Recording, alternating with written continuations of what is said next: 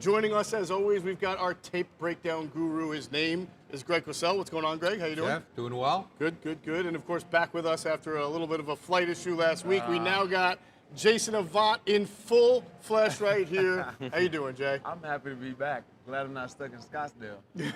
Yeah, well, there's worse places to be stuck. Well, you could be in LA right now. Yeah, hold on.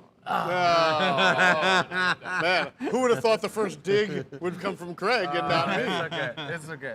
There's always next year, Jason. We know. There's always next year. But hey, you got one less job to do now. You're fully invested with Inside the Birds. Focus, baby. You're focused, that's right. Speaking of focus, who would have imagined about 3 or 4 weeks ago that the Eagles would need a win today to clinch the NFC East and the NFC top seed in the final week? They actually don't need it. Some other things can happen. But this team won 13 of its first 14 games. Usually it doesn't come down to the season finale for anything when you do that. On the flip side, who would have thought that the Giants wouldn't need the game? Exactly. Who would have thought that? That is the story, though, today, as the Eagles, who are on a 2-game losing streak, which they hadn't done all year, and really only twice last year. They lost 20-10 to the Saints last week, and they welcome in the New York Giants, who are locked into the 6th seed because they've already won 9 games. We're talking about one of the losingest franchises over the last 5 years has locked itself into a playoff berth today, the New York Giants at the 6th seed. So if the Eagles don't win today, just for everybody's sake, they can still get what they want. If the Cowboys lose, they can still win the NFC East. If the Cowboys lose and the 49ers lose and the Eagles lose, the Eagles still get the top seed in the NFC conference. So a lot to talk about, but clearly the Eagles should be able to win as the Giants will be starting their backups today. In a big way. I mean, they're taking this like the first preseason game when none of the starters play, except in here you only have so many roster spots, so some of the starters are going to have to play a little bit. But the bottom line is they're taking it like it's a preseason game. They're playing next week. They're locked into that 6th seed. Whereas the Eagles have everything on the line, and that's probably the way you'd want it, but not quite like it. You'd rather have happened 2 weeks ago. Right. It is what it is. Now imagine this, fellas. If the unimaginable happens today, which would be the Eagles lose to Giants backups, Dallas beats Washington, San Francisco wins, the Eagles would actually be the 5th seed. And they would go to Tampa They would go to Tampa and have to win 3. Can you believe, again, they won 13 of their first 14 games. How is that possible, Jason Avant? Nah. Injuries. That's how it's possible. Your quarterback goes down. Your right tackle goes down. Injuries. That's how it happens. It happens pretty quickly. That is how it happens. Yeah. Well, the Eagles have some better news on the injury front. We'll get into that today. This will be a little bit of a different pregame show. We are not going to sit here and evaluate Hassan Reddick over the Giants' 3rd-string right tackle and how that matchup's going to go. But we will talk about the direction the Eagles are going in. Some of the injured players are coming back. Jalen Hurts starting today and what to expect from him, and a whole other issues and topics surrounding the Eagles as they finish up what has really been, though, an incredible season, a banner season, and should be a very interesting playoff run for them, which will start in a week or 2. So we'll all get into all that. And, of course, we are here at Rivers Casino and Sportsbook where we're breaking it down. We got people coming in. We got lots of different NFL jerseys on because there's a lot at stake for other NFL teams, too. We're here at Jack's Bar and Grill. Great food and drink specials. Take advantage of it all. Please, for those watching at home, please share the show, like the show, retweet the show, do whatever you can to help promote the show. We really appreciate it. And if you're watching us on YouTube, you want to leave your score prediction or a comment in the chat box, I will do my best to read it off and get it to you. Lastly, I think we would all be remiss if we started the show without just acknowledging how encouraged we are about the news of Damar Hamlin, that he is still in critical condition but getting a lot better, communicating with his teammates. And, given where we all were as a community, a football community last week, I think this is a lot better of a place to be in right now. It's tweeting. It's inspiring. He's tweeting? He was tweeting last night. It's the greatest thing ever. He's fantastic. Based on where we were Monday night and how far we've come with Damar, it's been uplifting. It made my week. What happened late this week? I mean, I felt so much better about it. Because, man, when you see something like that and you're not prepared for it as a human being, I'm like, we didn't know what was going to happen, and we could have seen something very tragic. So thank goodness he's going to be okay. He's on the road to recovery. He's off the ventilator. He's breathing on his own. He's talking. He's tweeting. I mean, could you imagine it, guys, after what we saw Monday night? Greg, you've seen a lot of football over I the have. years. Have you ever seen that type of play have that type of result? No. I mean, I've been with NFL Films 43 years. Yeah. I've seen a lot of football. Never saw anything like that. I mean, and the thing is, even when it initially happened, like when he just fell down, Yeah. you know, you didn't. That wasn't the first thought you had. Right. You know that, right? Yeah, I mean, the you first know, thing you think is, man, he got the air knocked Right, out right. because of where it happened. Right, I've right. never seen it before either. But I've never seen anything like that before, and boy, it was. And then watching, you know, it was. You had to stay with it and watch for the rest of the night. I mean, I think I went to bed later than I was planning on just because you kind of had to watch it. Absolutely. And it was a tough week. I mean, I've been, like I said, with Films 43 years, never seen anything like it. It was hard to work, hard to concentrate. And we actually then found out Friday morning, right before we shot my matchup show, that he was awake and had communicated. You know, obviously we found out the day before on Thursday that things had started to take a positive turn. But then Friday morning, right before we went on the set, we heard even more positive news. And you could just tell that it uplifted everybody. Yeah.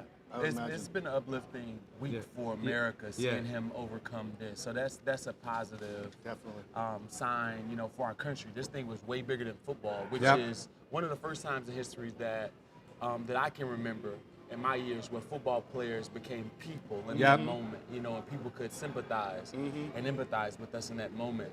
And the other thing I want to just mention is that I don't want to take this as a one-off or an isolated incident. I hope the NFL is taking it serious enough to do research and an investigation to see why this type of thing happened after all of these years. Now, I was calculating just with some random numbers, say over 70 years, that's 60 tackles per team per year. You're talking about like 3 million tackles. And I don't know if this type of thing have occurred. So there has to be something that's an outlier here that the NFL should investigate and get to the bottom of. Well, they're trying to find out, from what you read, why this happened. Right. You know, Right. Because it didn't look. Again, I'm not a doctor. I don't want to say anything. You know, that makes it sound like I know what I'm talking about. But I mean, just looking at the play, it didn't seem like anything abnormal happened. Wouldn't you guys agree? Yeah. It didn't look like anything normal. abnormal happened. Nope. Certainly seen more violent collisions before. Than Right, that one, right. Yeah. And receivers get more of a blunt if you get caught like that. Right.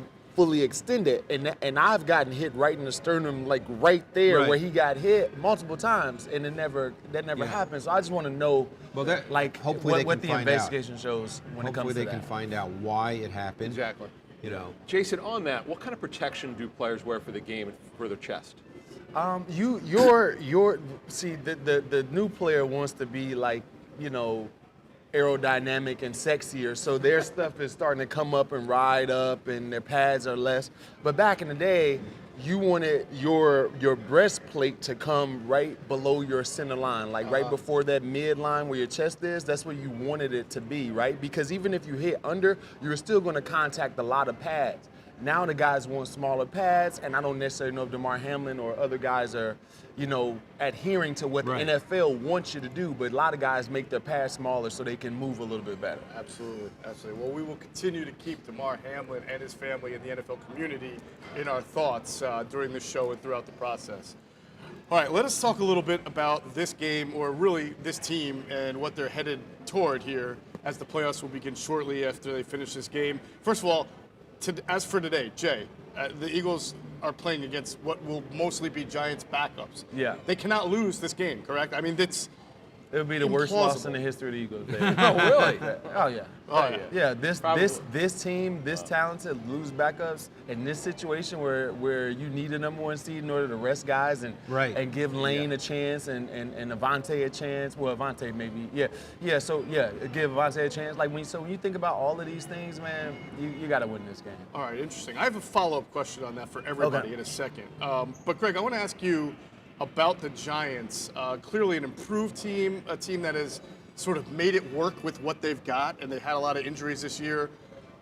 2 years ago, the Washington, whatever there was at that point, they won the division at 7-9. You remember that? Yeah. And they actually gave Tampa a pretty tough first-round matchup. Maybe And played them the Heineke best. was the quarterback, and Heineke Heineke was the played well quarterback. in that Off game. the couch. Right. In fact, I had some coaches call me and asked me if Heineke could be if I thought he could be a starting quarterback, based on that performance, because he had played well in that game. Really well. Yeah. Right. Ran a lot that game. Yeah, but he made some plays. throws. Yeah. Yeah. Made some Hey, plays. Greg, when you got those calls, what did you say?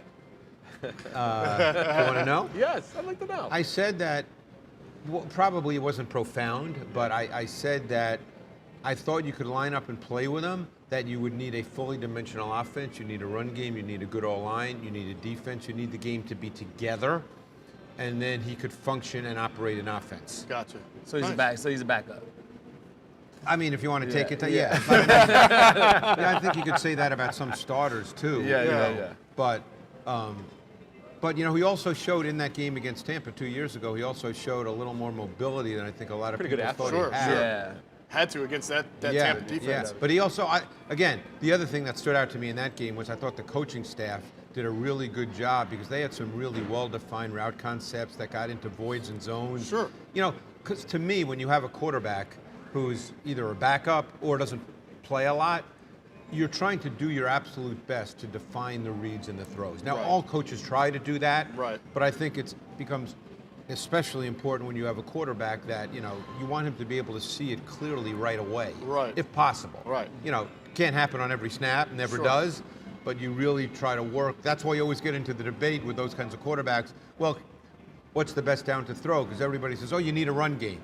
Well, you'd like to have a run game, but you don't want to just hand it off on every first down, because on first down is when you get usually, percentage-wise, your most predictable fronts and your most predictable coverages, and it's the best time to throw. Yeah. So, there's always that balance, when you're playing a quarterback who's not really a Sure. starter. So the purpose of that comparison, though, Right. was to ask you about this Giants team Right. and whether you feel, as a 6th seed, they're most likely to play either Minnesota or San Francisco in the first round. Probably Minnesota, the way things have shaped up. Right. But could you see the Giants giving a good game or potentially Well, they pulling an played a upset? really good game against Minnesota They 2 did. weeks ago. They did. And it was the game in which Brian Dable pretty much said, I'm now comfortable with Daniel Jones, and we're going to drop back and throw it. Because that was a close game the entire game, Right. and Jones had about 46 dropbacks. Right. So Brian Dable was telling you that, hey, I'm more comfortable with him throwing the football. They had a lot of yards in that game. They were did, just and under also 500. Minnesota's pass defense has been a little suspect this year, so it could have been a function of the opponent as well.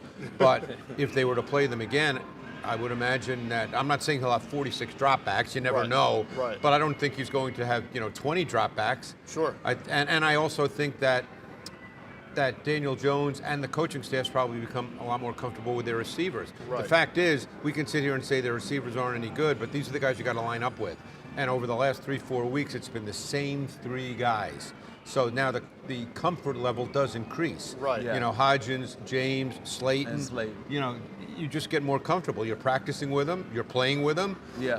Right? Yeah. I mean, And they're doing the little jobs. Yeah. You don't have to. We saw the Eagles team win a lot of football games with receivers that weren't all pro. Right. Over the years of Andy Reid. Philadelphia, Yeah, Andy yeah. Reid's time. So you can win with guys that are not like household names, and as long as they're playing sound football, they're blocking in the run game, they're not dropping balls, and they're in the right spot, you got a chance to win. And the scheme helps receivers too. You talk about defining throws for a quarterback. That helps receivers too. Yes. If you have a real good sense of what you're getting from a probability and tendency standpoint from the defense, you call route concepts that attack that, and Right. that helps the receivers. Yeah. Think about how crazy this situation is with the Giants receiver corps, okay? Let's start with Richie James. Richie James is either going to sign with the Eagles or the Giants. He wanted to have a chance to play receiver. I know you always laugh at this.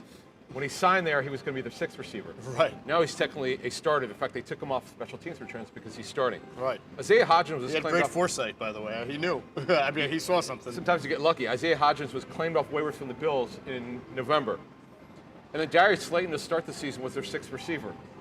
Now he's one of their top 3 guys. Right. It's just amazing how this thing has come together Sometimes like the this. guys need an opportunity. Yeah. I mean, Well, they got one. Isaiah Hodgins was a big-time college receiver at Oregon Right. State. Put up big numbers. Has a pedigree because his dad was James Hodgins, who was the fullback on the Greatest Show on Turf. Oh, wow, I didn't know that. Yeah, and so, I'm not saying he's a top 10 receiver in the league, but he's 6'4", he's 215 pounds. He's got strong. He's got a big body. Yeah. I mean, he's a certain kind of receiver, but there's a place for those kinds of receivers in the league. Right. Yeah. Right. So the reason in general, guys, I asked the question is because we need to fill time. No, I'm just kidding. It looks in all likelihood, you never know what happens, but the Eagles' first playoff game could very likely be against an NFC East team because if Dallas gets the 5th seed, I don't think anybody would be surprised if they would beat a 4th seed at Tampa Bay. Giants are a 6th seed. Minnesota's not exactly playing their best football either, so and that we game know the is lowest. definitely- We know if the Eagles are the number 1 seed, will get the lowest seed possible. Right. So. Yeah. Well, the lowest seed possible would be whoever advances in the wild card round. It also could be Green Bay. That's a great Detroit. point. That's Yeah. a great point. It could be Yeah. any of those teams. Yeah. Yeah. The lowest seed. I guess I advances. was just putting more faith in if the Niners are the 2 seed that they win that 2-7 game. But you're right. It could be if Green Bay's hot. There you go. It could be that too. All right. So good stuff. Last thing, Adam, I wanted to ask you: is today's game, this matchup of Nick Sirianni versus Brian Daboll, is this the Coach of the Year Bowl? Oh, well, they are definitely on my list. I'd also say the guy who won the AFC South, Doug Peterson. Great job this year. And people make fun of their record, fun of their division. They don't control that. Yeah, they were 2-5 at one point. Did you see them beat the Cowboys? That was a 3 great and 7. performance. Yeah, 3-7. Yeah, in fact, it was after they played here when it rained, when Trevor Lawrence had 5 turnovers, that their season spiraled out of control. Right. Then they went on a winning streak after a losing streak. So I would put them right up there. I think Kyle Shanahan's going to be on some done a people's good job. list. Kyle Shanahan's a good one too. Sure. They're Absolutely. also they're right up there with talent. Dan Campbell. Dan Campbell is probably, I would say, if you just did the best with the least, it would be Campbell and Daboll. And talking to the Giants, they kind of knew this. They knew it when they took over this group of coaches in front office. Get out of a bad cap situation. They have bad contracts. Kenny Galladay's deal. They were just trying to bring in something new, a fresh perspective. And who knew? They did not. I would tell you, talking to them privately, they were not expecting playoffs. They're hopeful. But the fact that they could rest players as you set this up today is crazy. Like this team never would have believed it. Yeah, I would say Daboll or Peterson. I would say one of those two, just because of where the Giants were and Peterson, them not having a winning season since 2017, and like 9 of the last 10 years they've been bad. Yeah. Plus, last year was about as bad as a Bad as season you the can. franchise That's could the have. one. But I think the Giants, if I'm not mistaken, maybe you guys did this research, I thought I heard this, that the Giants over the last 5 years have had the worst record in football. They have. Absolutely. Over the last 5 years. And how many yes. head coaches they've had. Yeah. They're looking for some stability. And here's the I think the reason. 6 was their most number of wins over the last few Jeez. years. Serious? Yeah. They had a couple of 2s and a 4 in there. So If you look at the staff, one of the reasons why I thought the over-under was 7.5, I thought they'd get 8, is because the staff that Daboll put together is phenomenal. Mike Groh, by the way, left the Colts. He's with them. He's the receivers coach. You know, he's one of the better receivers coaches. The O-line coach, Bobby Johnson, was with the Bills when they won a lot of games. yeah. If you just look, and obviously Dominic Martindale, I mean, it doesn't get much better than that. All the Eagles housed him the first game. But also getting a great staff together, that's kind of underrated. Right. People talk about how great the Eagles roster is, and it's true, but look at Sirianni's staff. Look at the job that they've done. They've Excellent done, job. but I think Howie will win like GM of the course. of the year, Yeah, rather great. than the coaching. You know, I think this team had more to do with the front office than the coaching staff. I think that's fair. And I think that, and we know this, Adam, from people we talk to, I think that coaching staff's not underrated when you're interviewing head coaches. It's one of the first things that smart owners or GMs, if they're involved in the process, talk about is who's going to be on your staff. Who's going to develop our quarterback? Right, That is right. huge. Correct. Probably the number one question. Right. I mean, who's going to be because the head coach, yes, he's the head coach. We get all that. But he can't work with every unit. It's not Right. humanly possible. Right. He has so many other responsibilities. Right. So it's who's on your staff? Who's developing players? Yep. I would argue, actually, to your point, because they just recently, I think it's the PFWA, or it was about 2 or 3 years ago, they added assistant coach. Oh, of Pro the Football year. Writers, yeah. Pro Football. And that's a I good would one. argue that I bet Shane Steichen would have a better shot to win that than Nick Sirianni is coach of the year. Because he's calling the plays, right? Right, Shane yeah, is. right. Good It point. will be very interesting. All right, we're going to get to injuries. I still am going to ask that question, but it plays into the injuries here. Barring any last-second change of thought, Jalen Hurts is expected to start today for the Philadelphia Eagles after missing 2 games with the shoulder sprain. He is listed as questionable. He did participate in the walkthrough this past week for the first time since spraining his shoulder, and he was limited in practice, but he took a lot of reps on Thursday and Friday. He was listed as limited. The limited That's- thing is so liberal. Like Exactly. It has to be less than your normal repetitions. Right. Well, there's no explanation. How many how fewer reps can you get? Right. Called limited. Right. If you take one, is that called limited? That's a great question. Yeah, but we know that he took majority of the first team reps. As you like to say, it's according to Hoyle, that's the way it's gone. Yeah. This is what they thought he would start in the third week. Right. And it's 3 weeks to the day that he got hurt against Chicago. Today. So, based on what you guys know, is he truly okay, or are they playing him because they have to and they have to win? So that folds into my question. He's obviously not 100%. Right. He's good enough to be able to start and play. That's most NFL players at the time of the year. But knowing that the Eagles that the Giants are playing their backups, that Davis Webb is likely to start, should the Eagles play Jalen Hurts today, Jay? They definitely should play him. You just pray that you have taken care of the game by halftime. Bro, I was just going to say So that. wait, Yeah, do you think they Halftime. do you think they should Well, play him? you want the game to be out of reach by halftime. All right, let That's me what ask you you a want. question. 28-0 at halftime. Yeah, he's that's not what I playing. was asking. Right. Yeah. So you pull him. Yes. So you want the game to be out of reach by the third quarter. That's what you want, and that's the perfect scenario. That's what the Eagles want to do. They want to jump on the Giants as fast as they can to get our guys out of the game, right? And that's the goal for them. So yes, I don't think that I think you have to play. If you look at last week's game plan, it looked like it was designed for Jalen Hurts. Like he was possibly up. And considered late in the week, hey, I'm not going to go or something like that. But a lot of the Reid option that was there was just baffling to me why they were doing it with Gardner-Minshew. Right. He looked like he didn't know where to go with the ball at times. His interceptions was one of the worst plays I've seen all year. So when you You're consider talking about the one return for a touchdown? Oh yeah. I think that was his only interception, right? Yeah. He was on the wrong side of the field. He had 4 strong, right? It was cover 2. You can't throw a slant into cover 2. Yeah. With it wasn't an inside slant to hold the hook player. The hook player could have picked it off if he would have been in position. And Marshawn Lattimore is responsible for the C gap in the rush. So he's going to trigger anyway. So it was just an awful play. When you consider how bad Gardner-Minshew played that game and what's at stake, you got to play Jalen Hurts. So they rushed him back. So Did it he sounds wanna like play? you believe they have to play Jalen Hurts because there's something at stake today. Yeah. But I would say, I get Gardner-Minshew didn't play well, but shouldn't the Eagles be able to beat the Giants handily with Gardner-Minshew today against their backups? Would you, based on what you've seen in that past game against a team that was offensively challenged? We made the Saints. Yeah, Andy but Dalton. the Saints are a real defense, though. I mean, they have a tough. I hear you, but let's not even consider the defense. Okay. Let's consider our defense. Okay. Andy Dalton went 18 for 22. The last 2 weeks, the 2 quarterbacks, Dak Prescott and Andy Dalton, went, what was it, 45 for 57, 80% completion percentage against our defense. They need Jalen Hurts in order to sustain some of these drives and to take the ball out of their offense, the opposing offense's hand. I got so, you. So yeah. I got you. And the other thing is, if they didn't play him today and they get the bye, you're talking him being off over 4 weeks. I almost actually feel like 5 weeks. that's a more, to me, pertinent concern. reason to For play him. timing? To get him that timing and that rhythm and the feeling of playing football again.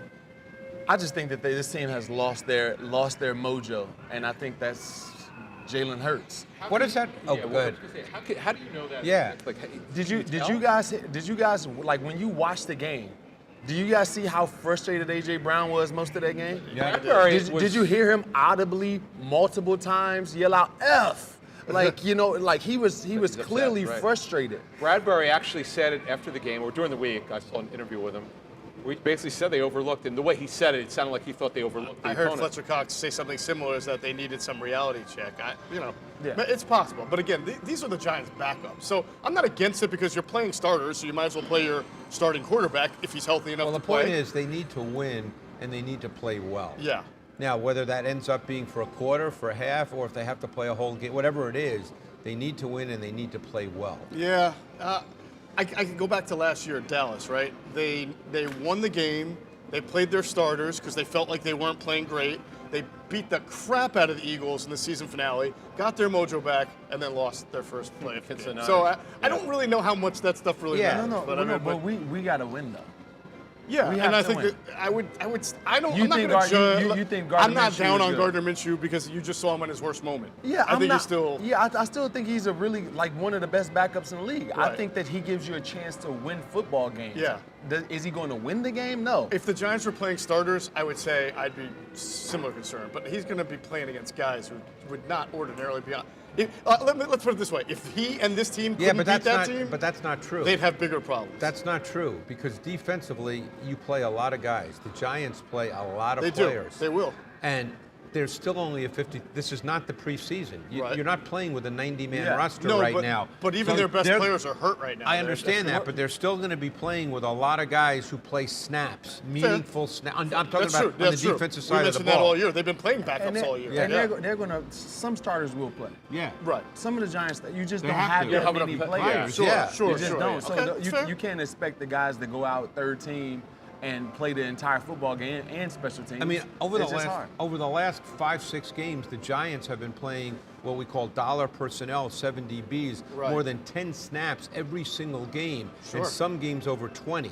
So you could argue that 7 DBs, those guys are starters. They're going to play because you're not carrying 12 defensive backs. No. So those guys are going to play. Exactly. And of course, Don Martindale is going to, he's not going to just not blitz because he's going to do what he does. You know what? Coach is coach. Yeah, they're still going to game do. plan and play. Absolutely. And in fact, there's a lot of coaches who like this more, than this is one of those games that as a coach you can get a job. Yeah, exactly. Well, he's in the lab all week like, there's no pressure. I'm going to draw some of my Wynn's best not numbers. looking for his next job because he's been doing this a long time and he's a highly but the point is, coaches like this stuff. Sure. Because now you say, hey, we're going to beat you with They guys. got nothing to lose. Yeah. Let's try this one. Yeah. I get it, definitely. Really interesting stuff.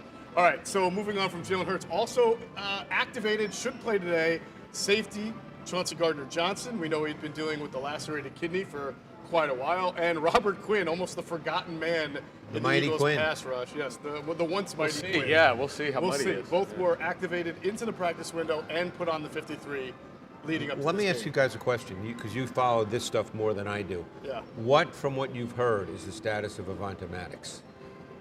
Go ahead. You had an interesting note on him this week, so. No, so well, first of all, they clearly know because they have access to his information because Jeff had noted he had a procedure recently that by not putting him on IR, they clearly think he's going to be back at some time during the playoffs. I think realistically right now, as long as he's no setbacks, is that he could be potentially back for the championship game, if not before. Because toes are tough. I know. The only reason I'm asking that, and I'd love your point of view on this, is they, let's say, are uncertain as to that. To me, I think Gardner-Johnson has to become your slot corner. Ooh, see, that's interesting. I've built that into talk about today because I actually don't agree with that. We'll get into why and going on. So we will talk about that. But those two guys are expected, they're at least activated. We'll see. I don't know if they're going to play all game or just get in on a rotation.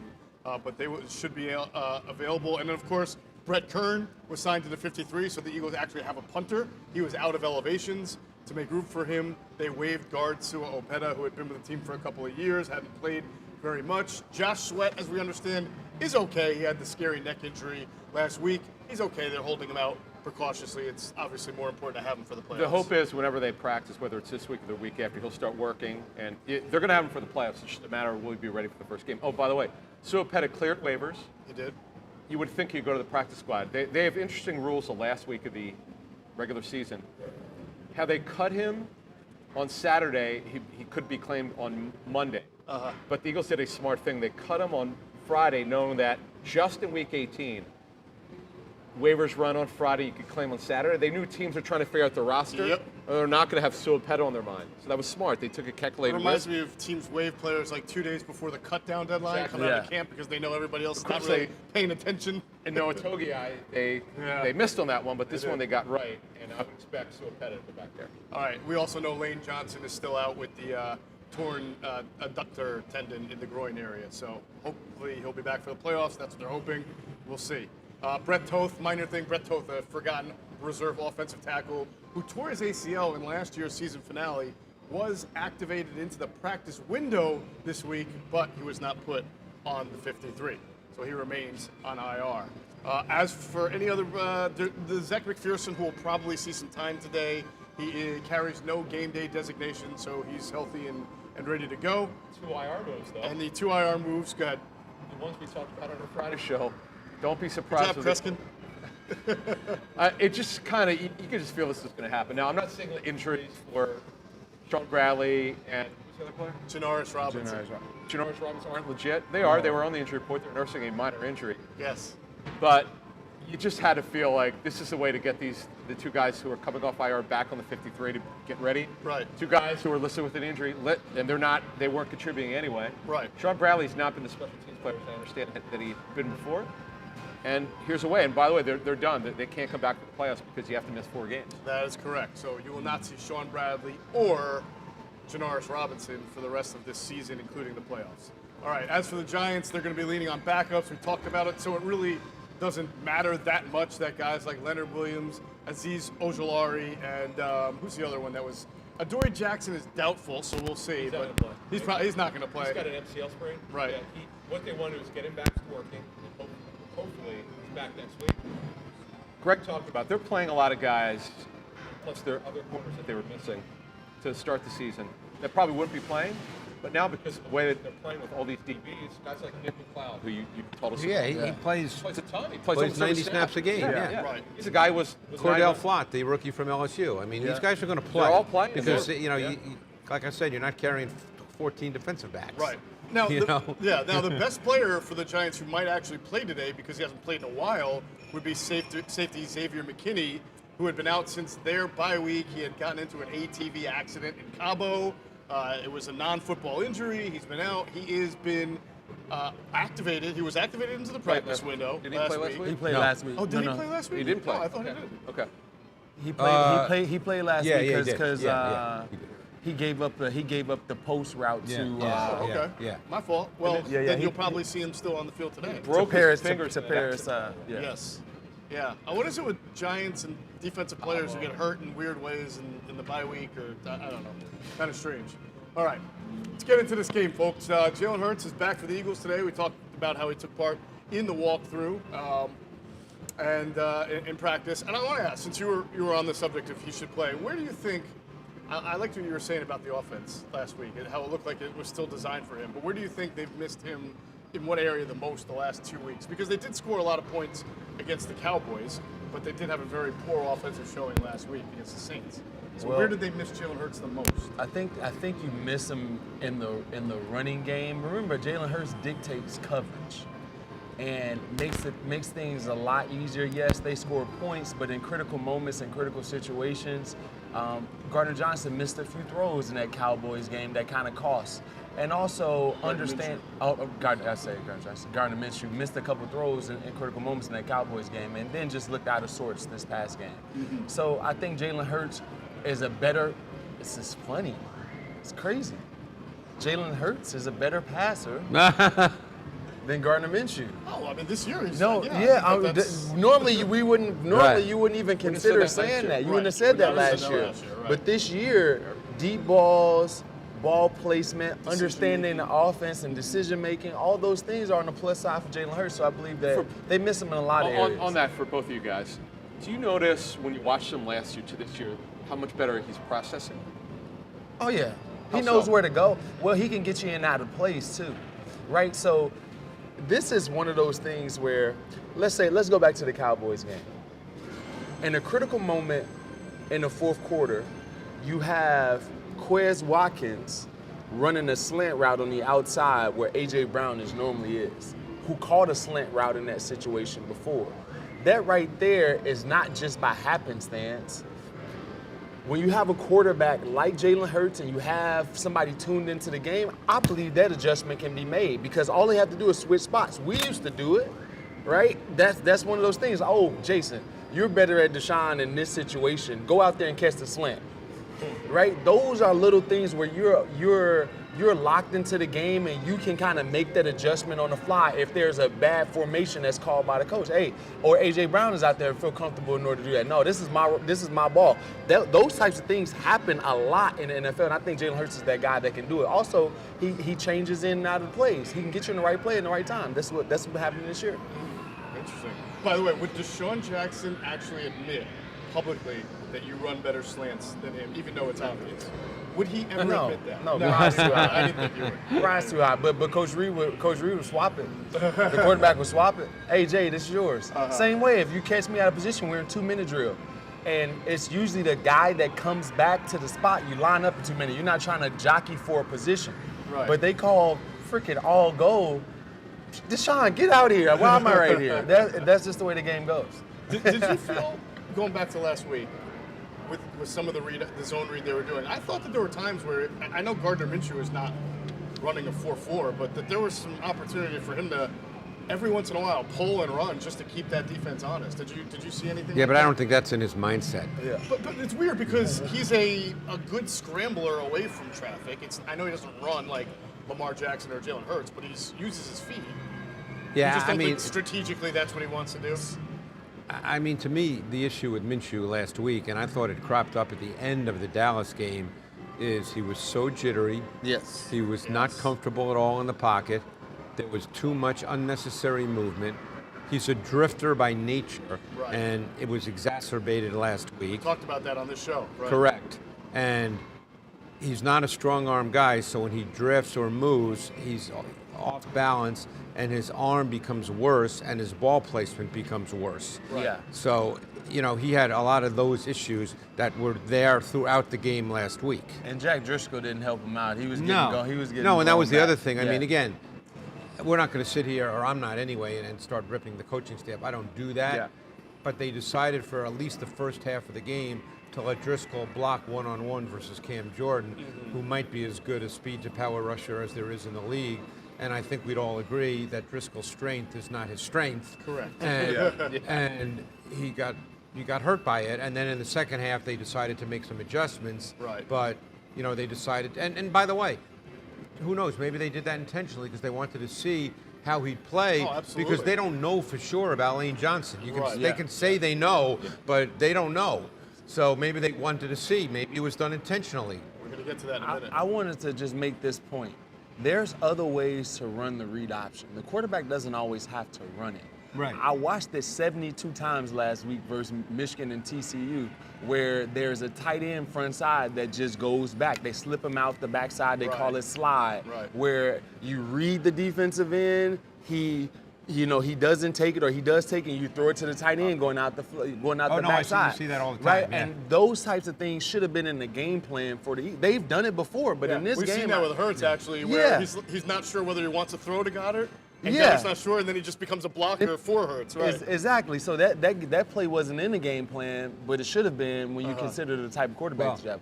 Just to play off something Jason started with, what Hurts does, because he's in the gun 98% of the time, Right. is not only does he dictate coverages, but he dictates fronts. Because every time he's in the gun, which like we say is pretty much every snap, the possibility of a zone read, of a quarterback run, whether, whatever kind it is, they've got multiple quarterback design run concept, is always present, obviously in a normal down and distance situation.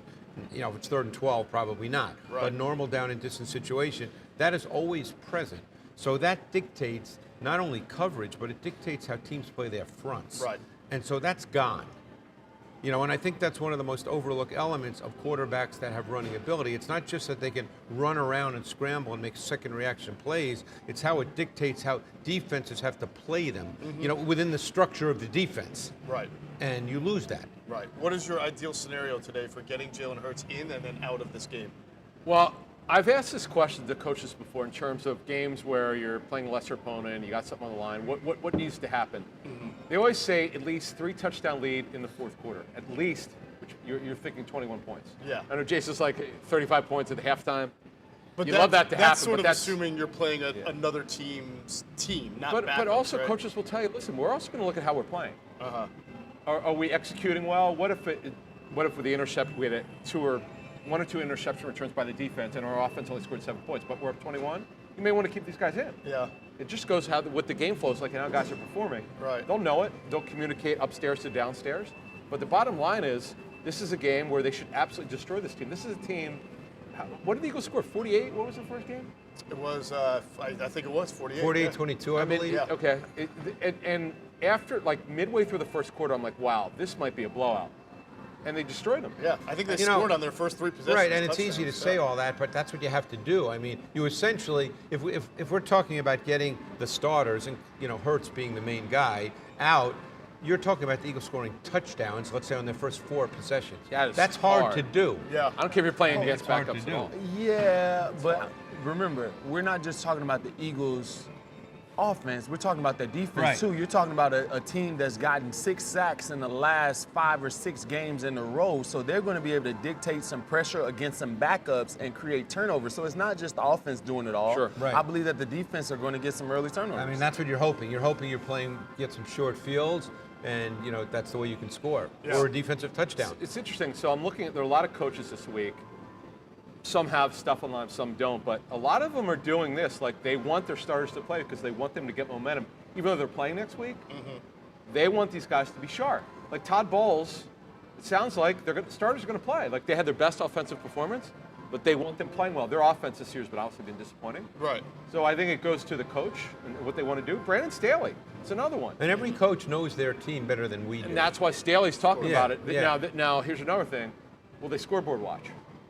Because the NFL strategically put all these games at 4 o'clock because they Right. know the Niners will be watching, the Cowboys will be watching, and then we'll see how they handle that. That's another Look, part of I'm this. not going to sit here and predict anything. I'm not a predictor. I don't do that.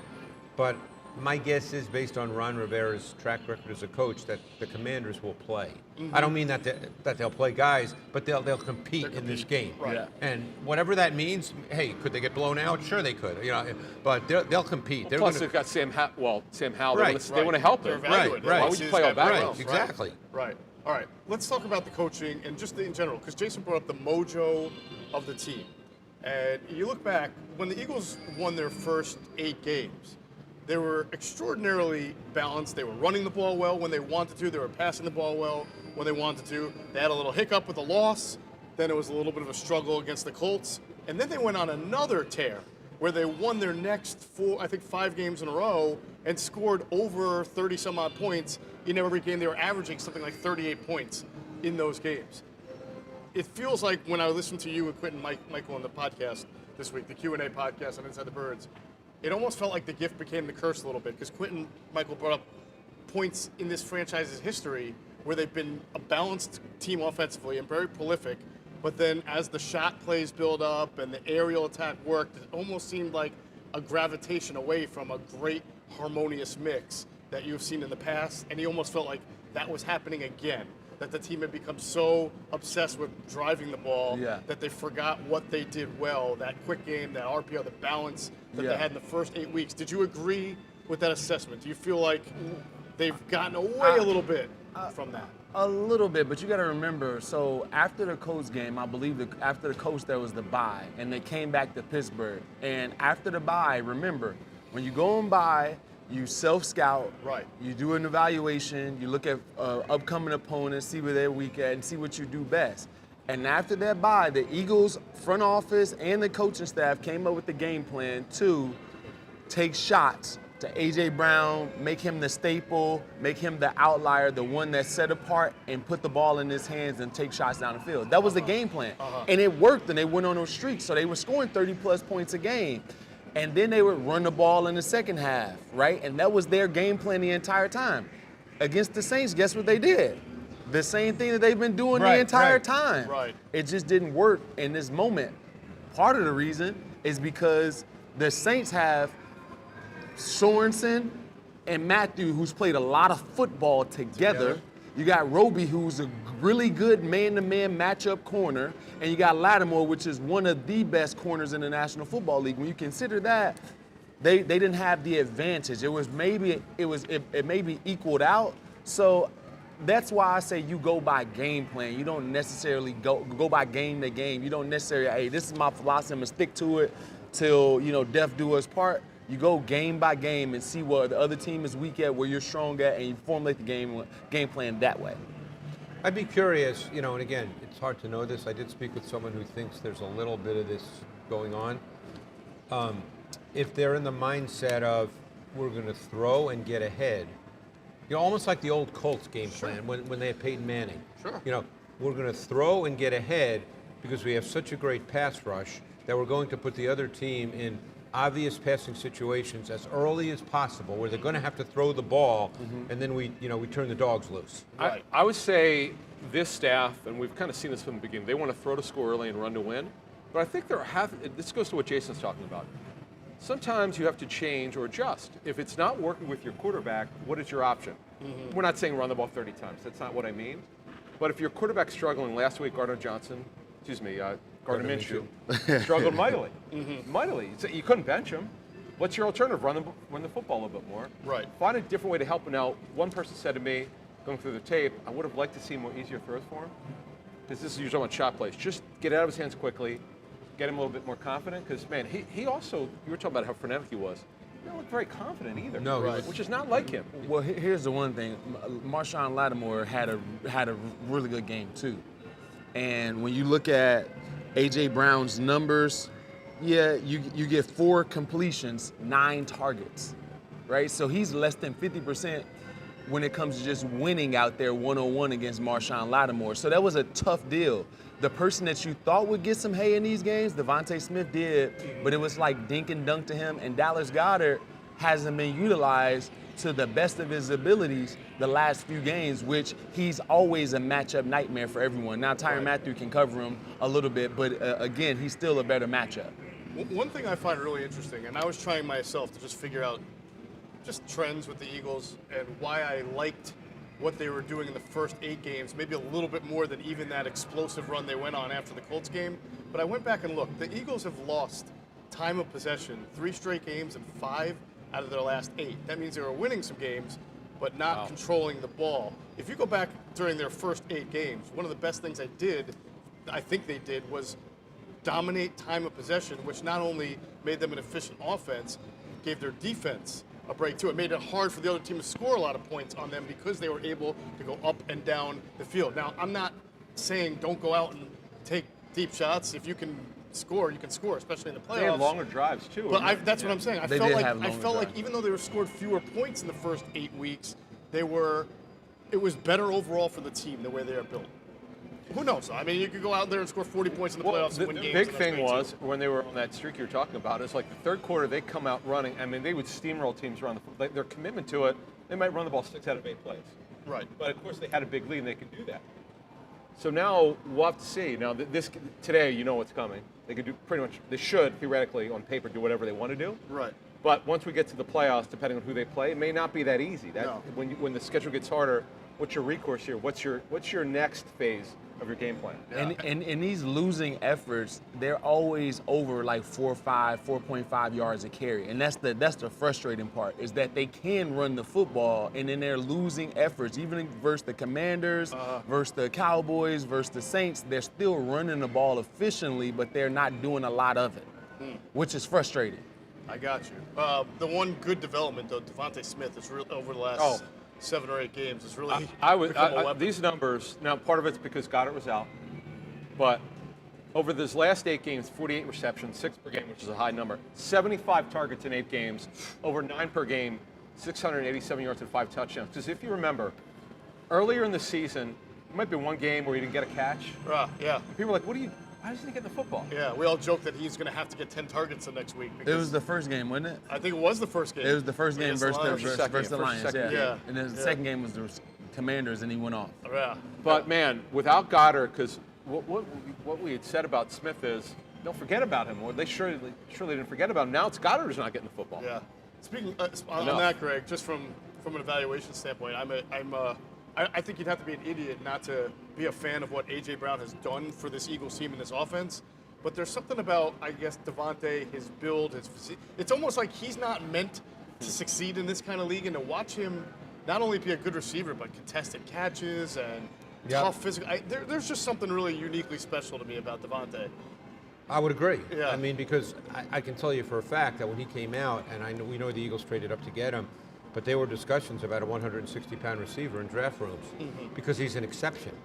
And you can talk about all his great traits, and he has great traits. And from everything we've heard when he came out, obviously I'm not interviewing the kid and I'm not in the draft meetings, that he's a great kid, does all the right things as far as work and all that.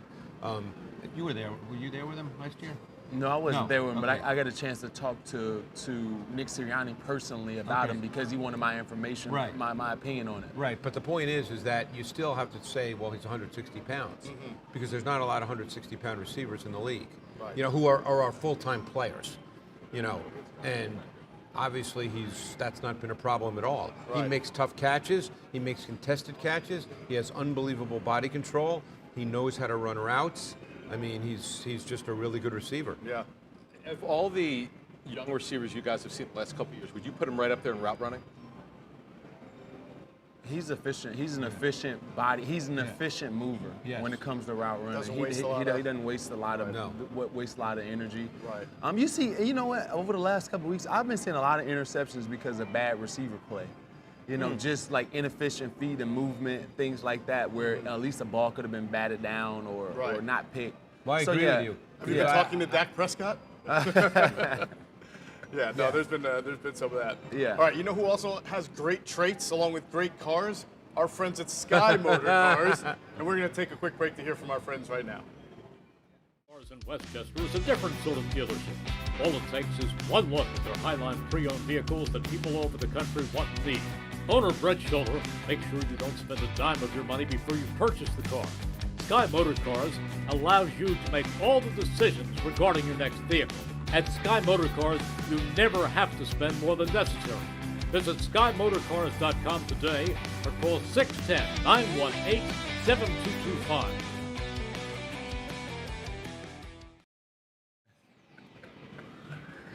All right, big thanks to our friends at Sky Motor Cars. If you go into Sky Motor Cars in Westchester, PA, make sure you tell them Adam and Jeff sent you. Get a great deal. If not, just go to SkyMotorCars.com. All right, circling back to our offensive line discussion, the Eagles have been going with Jack Driscoll at right tackle, over Lane Johnson. I imagine Jack Driscoll will again start at right tackle today. There is a school of thought that maybe the best move for the playoffs, or even today as you get ready for the playoffs, would be to play Jordan Mailata at right tackle and Andre Dillard at left tackle. So there's two schools of thought. There's no question that would be the more talented duo, right? But talent sometimes is trumped by comfort and experience. That's why Andre Dillard doesn't play on the right side, because he's not comfortable there and he's not nearly as talented when you put him in an uncomfortable position. So, Jason, do you think the Eagles are doing the right thing with Jack Driscoll, or should they go with Mailata right and Dillard left? This is tough because you like to trust Jeff Stoutland. Yes. And he's proven that, you know, he knows what he's talking about when it comes to offensive line play. However, this injury to Lane Johnson history has happened before. This is not something that is new. Last year, Andre Dillard played 340 snaps. 1 sack given up. Made himself, I won't say a priority, but at least a tradable asset for the Eagles this past offseason. But they felt he was too valuable to give away. Right. And that's because he was a left tackle, Jordan Mailata at right tackle. So you know this works. Why do you love Jack Driscoll this much? Yeah, that's the point Adam's been making, is that why would you hold on to Andre Dillard if you're not going to play him in these situations? Yeah. That's a fair point. Let me, Greg, because you talk to a lot of coaches. If they were to start Mailata today at right tackle, Andre Dillard at left, but know that they're at least going to try to play Lane Johnson and know that he may not make it through a game, and then Lane has to come out, then do you go to put Mailata at right again? So Mailata starts at right tackle today, but then he goes back to left tackle for the playoff game. But then if Lane Johnson hurts, he's back at right tackle. That seems to be the situation My head is trying spinning, to Jeff. avoid. My head is that's spinning. the point. That would, coaches don't like to do that, No, even if it's the more talented player. And a couple of things I think come into play here, and Adam knows this. Jeff Stoutland, who obviously is a very good O-line coach, we know that he has an affinity for Driscoll. He really likes Driscoll. He does. Okay, now, he likes him not because, you know, he wants to invite him over for dinner. He likes him because he thinks the guy obviously can be a good player. And he's coached him, and, you know, he feels he can be a good player. What I think of Driscoll, you know, I don't know what Jeff Stoutland knows, so I'm not going to sit here and say I know more. But I will say this. Andre Dillard was a first-round pick and was pretty much a consensus first-round pick. Yeah, I remember when he came out, because he has left tackle, as they say, left tackle feet and movement. Right. You know, he played in a system where he wasn't a physical player, but in terms of movement, he has left tackle and NFL tackle movement. Yes. Okay, so he was the first tackle taken in the correct. So he was pretty much viewed as a consensus top 30, top 40 pick in the draft, as you remember, Adam. Yes. Okay, so given that, okay, now obviously Mailata has become the left tackle. They like him better, and they signed him to a deal. So he's their left tackle going forward. But if you're talking about, and it's hard for us to know comfortably, it's hard to know. That's hard to quantify. Right. But if you're talking about putting your two best tackles in terms of movement, athleticism, then that's Mailata and Dillard. Now, Yeah. I can't speak to how Mailata feels about playing right tackle. I can't speak to that. Let me ask you guys this question. Let's just extrapolate a little bit. Let's say the championship game, it's the Niners Right. and the Eagles. Who do you want going against Bosa? I'd be a little, well, let's put it this way. Let's Let's That's put it why this I'm way. asking. Especially I with know it's the hard anyway, strength player but that Bosa The is. way I would Yeah. answer that is, if it's Jack Driscoll, okay, then you're going to have to provide help, which changes and limits your options in your pass game, okay? Because you want to get 5 out. And the Eagles, with their O-line, can, when it's healthy, can get 5 out. And every offensive coach wants to get 5 out. Okay, that's the way they're built. That's the way they want to run their pass game. But now you have a little bit of an issue because if you can't protect, you don't have a pass game. Now, you can also take the point of view that, well, Jalen can make things happen.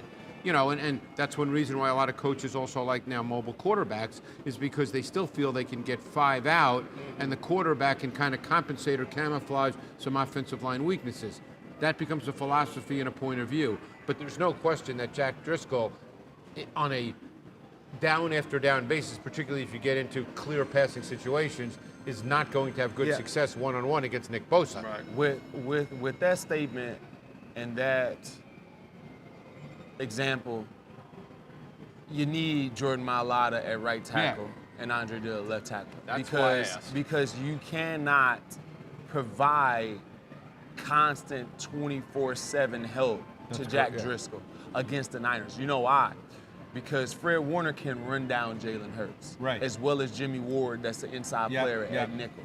So those two players are superior, too, by the way. as superior athletically. So when you look at that matchup, you need your best players out there that's going to give you the best chance of getting 5 out or 4 out at least. Right. because we talked about this prior to last week's show. We said we're hearing it's going to be Driscoll. We didn't say we agree with it. Right. But why would you go in that way? The reason is because Stoutland not only likes his player, he likes continuity. And Mailata maybe not as comfortable at right tackle. Right. But it goes, you have that on one side, and then you have what's our best 5. Right. Because Greg just talked about, you don't want to be helping your right tackle when it gets to the point where you got to score. Right. Because then you're not having enough guys going out for pass. And here's the Goddard. thing. They're not comfortable with helping the right tackle. When do they have to help the right tackle? They haven't had to. They don't. So it's not something that's built into how they play because they don't help the right tackle And ever. he felt the same way also. The only way they help him out is trying to put that edge rusher potentially in conflict with RPO. I mean, they don't actually give him a body. No. Right. But It's a conundrum though because because Lane Johnson is going to play, he's going to give it his all. He's going to try. He's going to try. He's going to start the game. You have to then practice Jordan Mailata at left tackle for now and the foreseeable future. Right, but Johnson could come out after 3 snaps that's too. our point. You have no idea. But that's what he's So really that's saying. what I'm saying. The That's what he's conundrum of saying. it, you still have to play him at the position you think he's going to start the hard, game at. right. But then how do you get him ready to play the other position? maybe without that factors in. jockeying him back and That's- forth. Nobody wants that. He's still a project himself, Jordan Mailata. It's not like if he was a 10-year veteran, maybe you're all right. You're used to this. But he doesn't know what he doesn't know. That's his advantage. And that's why he's been able to be adaptable at guard and left tackle and right tackle and try so many different positions over the years. Jordan Mailata, yes, he's a good left tackle, but he doesn't have a bunch of experience like a guy like Jason Peters that's been a staple of left tackle. You move him to right tackle, he has a complaint or an argument. No, he's still a young player that's still pliable, still adaptable to be able to go to right tackle. He's not been in this game so long where he's going to be like opposed to it. Jordan Mailata as a person is a team-first guy that's not going to give the coach much backlash for putting him at right tackle. It's just, to me, it's definitely a conundrum. It's conundrum. definitely an issue. It's the one issue now in terms of their starting 22. Because of a major injury, which Lane Johnson has, is a significant injury, they're going to have to come to grips with it because, as we all know, they don't want to keep changing. Right. And again, let's be honest about it. Nobody has any idea how long Lane Johnson will be able to play if he plays at all in the first game. But they also have tape now on the fact that they allowed Driscoll to block one-on-one against Cam Jordan. And someone like Bosa is a different pass rusher than Jordan. Jordan's much more of a power player, although Bosa can do that, but that's Jordan's game. Right. And Driscoll struggled, clearly struggled. Was it anchor? Was it hand usage? What did you see mostly from Driscoll? That you thought was an issue. I think his strength, his anchor is a problem. You know, and I think Jordan is really, really good using his hands to create leverage. Right. You know, get off contact. Sure. Now Bosa is too, by the way. Bosa is just built different. Bosa is the kind of guy. He's kind of built low to the ground, even though he's probably like 6'4". Like his brother, he's just yeah. built lower to the ground. Like Joey's built taller. Right. Yeah. Nick is built lower to the ground, so he's a more flexible athlete playing off contact. Yeah. Jordan, I wouldn't call Jordan flexible. Can he win that way on occasion? Yes. But a guy like Bosa, because he's built so low, he can stay low. You can't block him. Yeah. And this is the thing. Lane Johnson will have problems with Nick Bosa. I think he's the best pass rusher, like edge rusher in our game. That's what I think. Right. Just, that's what I think from just watching him. When you look at him in one-on-one situations, they don't block him. Nobody does. In a one-on-one situation, they rarely block him if he has the adequate time against the quarterback. And the other thing with Jack Driscoll, his awareness was bad. They ran a couple stunts against him that his end went away. His eyes stayed outside, didn't adjust inside. When your guy goes, you go in the direction your guy's. Yeah. And the guy just picked him off, and the guy can't. Just little things like that. His awareness wasn't Somebody there. slept through a stunt class at Stoutland University. Must have been the 8 a.m. Accelerated vision is what we call it. His accelerated vision wasn't really there. Gotcha. And that I had a great talk with a D-line coach years ago about how stunts can often be known based on how the D-line lines up. And, you have to be aware. Now, it doesn't automatically mean there's a stunt, but that's an alert. a tell. That's a tell. Very rarely when there's a stunt, the two people line up at the same level. Yeah. Right. It never really happens because you need someone loop over. that has to be a looper. Yeah. Wow. All right, great stuff there. Really good stuff. And again, a real conundrum, not only today for the Eagles, but really about what's going to happen down the line. And I've agreed with Adam on this, not at first, but since that this is the injury. If there's some people have asked us if the Eagles are not going to fulfill their Super Bowl potential, why is it going to be?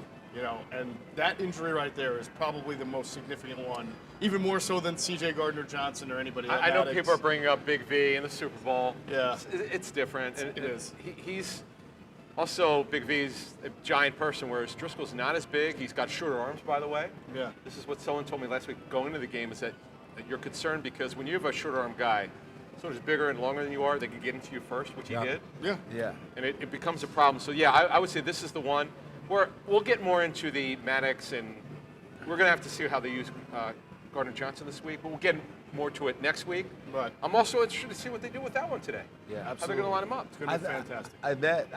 I think the record, I believe, without Lane Johnson is something like 9-22 or Yeah, 9-20. it's bad. right? Lane, That yeah. Yes. That team makes it even worse. Yeah. And with it's really over bad. Like 65%. He's really good. Yes. Yeah. Really good. Yes, he And is remember, really he good. was drafted to be Peter's replacement. It just didn't happen. Yeah, well, Peters never went away for the first Right, he five or kept coming six back. years. And then Lane Johnson- didn't do well left side. Yeah, and he got really comfortable at right Lane tackle and he didn't want to move. Yeah, Right, that's true. right. All right, well, you know who else is a great talent? Our friends at Rivers Casino and Sportsbook here in Philadelphia. We're going to pause real quick and hear from them right now. Game night for me is every night. At the place where I meet up with the guys, grab a cold one, and watch the big game on the big screen. So whether it's the money line, the pass line, or a parlay, I'm in it to win it. This is my city, and this is my place. All right, big thanks to our friends at Rivers Casino and Sportsbook here on Delaware Ave in Philadelphia. They have been the host of Inside the Birds pregame live for 2 years now. We really thank them. Do an excellent job providing us an amazing set, amazing specials here at Jack's Bar and Grill. We look forward to doing it again next year. Hey, by the way, look, you could watch us, folks. Absolutely. We have seats right here, as some other people are right now. Yep. Love to see you. Yes, absolutely. And of course, all year long, we've seen people, big winners at the Choose the Champ contest, at the Spin the Wheel contest, which I'm sure will be brought back next year, along with the same specials here at Jack's Bar and Grill, like the $16 Easy Peel Shrimp, the $2 Miller Lights, $15 Bottomless Chips and Salsa. So again, it's a great place. Since we've been here, even this year, they've started doing more renovations, more video boards, more video game plays. It's just a fantastic place to come watch a game and enjoy yourself here at Rivers Casino and Sportsbook in Philadelphia. All right, let us continue. By the way, to get back to the line like we do at this time all the time, the Eagles are 16.5-point favorites in this game. So that lets you know how they feel about the Eagles against the Giants. You know what it opened up at? It opened at 7. That's why I asked. Really? Yeah. Oh, my God, that's unbelievable. Jalen Hurts started to emerge as the likely starter, and once Davis Webb emerged as the likely starter for the Giants, that line went like that. So the over-under, by the way, is 42.5. So sort of an interesting blowout where the Giants don't score a lot, but the Eagles do. All right, let's talk real quickly about something that developed this week because of the situation regarding the Bills and the Bengals game that was canceled. If the Bills beat the Patriots today, all right, and if they wind up getting to the AFC Championship along with Kansas City, the game would be played at a neutral site, which I don't think has been determined yet. No, because Lucas Oil said they're out and Ford Field is out. Yeah, that's interesting where they would go for the fans of both teams to be able to go. I'm sort of surprised. I'm not surprised. I mean, this is an unprecedented thing to happen, but to take a potential game away from Arrowhead, I think is pretty interesting. I did not expect for that to happen. Yeah, I would be confused on why the NFL allows Lucas Oil and other teams to be able to opt out of it. Unless there's an Is event. there something else I don't going know. on? I don't know. Yeah, I unless don't know there's the something reason. else going on. Like, I don't think the team should be able to say, hey, you can't have the game here. Right. Yeah. I don't know the reason. Other stadiums have been open pretty quickly with the snowstorms and everything. Yeah, because in people the are going to COVID come years. out to the game. They're going to Oh, yeah. sell They'll out the find game. a way to go. Right. They're gonna And sell it again. yeah. Bills there's fans, did you see when they had the game moved from Cleveland to Detroit, they sold it out. Right. Yeah. Those fans sold it out. And it's not just Bills fans. If something occurred where the Bills and the Chiefs are playing the AFC Championship in Philadelphia, I'm going to that game. I'm going to that game. Right. Are you kidding? That would be great. All right, point. Jason Avant says games should be played at the link in Philadelphia. No, if the we'll be Eagles aren't playing. on We'll be it. playing. We'll be All right. Well, you can have back to Saturday, Sunday. That would be pretty interesting. Really interesting stuff. By the way, the Chiefs have won 7 straight AFC West titles. Now, juxtapose that with the NFC East, which if the Eagles win it today, it'll be now 18 straight seasons of a different champion than the year before. And then you got the Chiefs who've won. I can't almost wrap my mind around either one of those. The AFC West has some bad teams sometimes, like the Raiders. Yeah. So- but they also have teams that are in the like the Broncos have been in the playoffs. Unless I'm wrong. the Chargers, okay? yeah. And you guys tell me, I don't think Andy Reid is talked about. When people start talking about great coaches, does Andy Reid's name come up very often? You don't have my script in front of you, do you? Because No. literally my next question is, where does this put Andy Reid in the pantheon of the great NFL coaches? It's going to go to the Hall of Fame. He has to. Yeah. He definitely is. Yeah. When you consider his wins, his losses, the Super Bowl, the coaches that have come out from him, and then just his innovative nature on the game. Yeah. Yeah. I believe, though, he's viewed more closer to someone, viewed nationally, more closer, even though he's won a Super Bowl, to someone like, who's the guy who never won a Super Bowl? Why can't I think of his name? He was the Chargers and Chiefs guy. Schottenheimer? I believe he's viewed more closer to Schottenheimer than, say, a Bill Walsh because he's only won 1 Super Bowl. Yeah, he has to win more Super Bowls. I think they hold it against him. I think he's literally like, I love Coach Reid. Mm-hmm. I think he squandered a Super Bowl in Kansas City, at least one. How so? The D Ford one. Oh, gosh. The D Ford one. D Ford lining up offsides on 3rd down. That was against the Patriots. The Patriots. They should. Right. That was Mahomes' first year, right, as starter, Maybe a second or year. maybe a second. Yeah. Yeah. So when you consider that one, and there's always a one or two, but that team has been good for a long time. So Right. if he wins another one, there's no doubt. But there shouldn't be any there's no doubt doubt right he's going to now. be in the Hall of Fame. Yeah, there shouldn't be The any doubt question is, right will now. he be There looked kinda at as shouldn't a be any top doubt 3? right now. No, really. yeah, you're right. Yeah. I It's hard agree. to win in the NFL. Yeah, But I mean, Well, the thing is now he's tied to Mahomes. Right. Yeah. And because Mahomes is such a special talent, people look at the Chiefs winning because of Mahomes. Right. And they don't really think about Andy very much. Yeah, He but should, they've because kinda he's the one who's should've helped about- him become great. Yeah. You don't have to convince me Yeah, of that. you know that. Yeah. I'm a huge believer in As coaching. you know, No, you yeah, know yeah. this better than anybody. Patrick Mahomes was not viewed as the next great thing. He wasn't even the No first one I really quarterback. can tell to- you no, for a no one fact, believes because I go to the combine every year, as you guys do, and you sit in the bar at the J.W. Marriott, and you have a lot of great conversations. And there are a lot of coaches whose names I won't mention, who are highly respected offensive minds in this league, who've been doing it for a long Offensive time. gurus, as you would call them? Yes, who said, yeah, the guy's talented, but you know what? I work 16, 17 hours a day putting in my offense and my game plan. I don't know if this kid's going to run it, because he just runs around, because that's what he did at Texas Tech. And obviously he does that at times in the NFL. Yeah. But there were a lot of coaches who, they weren't sure what he was going to be. What did John D. Filippo tell us on our show? He said that the Mahomes evaluation helped him become a better coach. Mm-hmm. Because some of the things he saw on tape, he could not sort of vision at this level. Correct. John said it actually helped him because he now looks at the position differently when he scouts it for the draft. Yeah. Right. You need a guy that's going to be able to make secondary movement and make a play. The question is, and I think this is where Mahomes is one of the reasons he's special, which is probably overlooked, because everybody sees the special stuff, and he had another one yesterday, the first touchdown to McKinnon, is he is really, really good within structure as well. But that's not as visually exciting. Right. So people don't look at that. But, Mahomes is really, first of all, he's really smart. Mm-hmm. And I think that is something that probably, I've talked to people, so I know that. I'm not around him, obviously. But, he's really smart. He understands the game.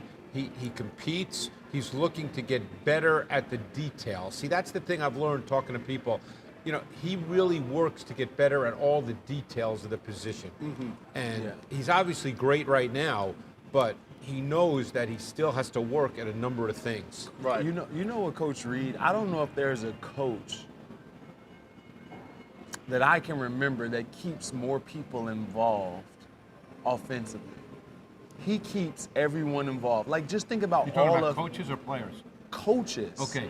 He teaches, not just coaches, but players. Like, he keeps everyone, like, look at all the names that they have. Mm-hmm. Scantling will have a good game. Right. McKinnon have a good game.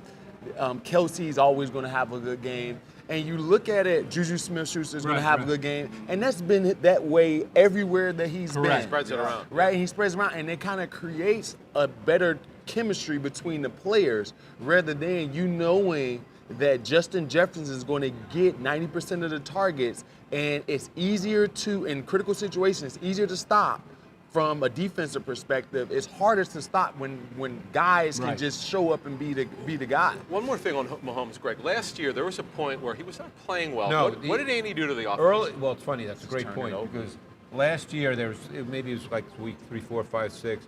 Mahomes was getting a little too reckless. Obviously there's a fine balance for guys who can make those special plays outside of the structure.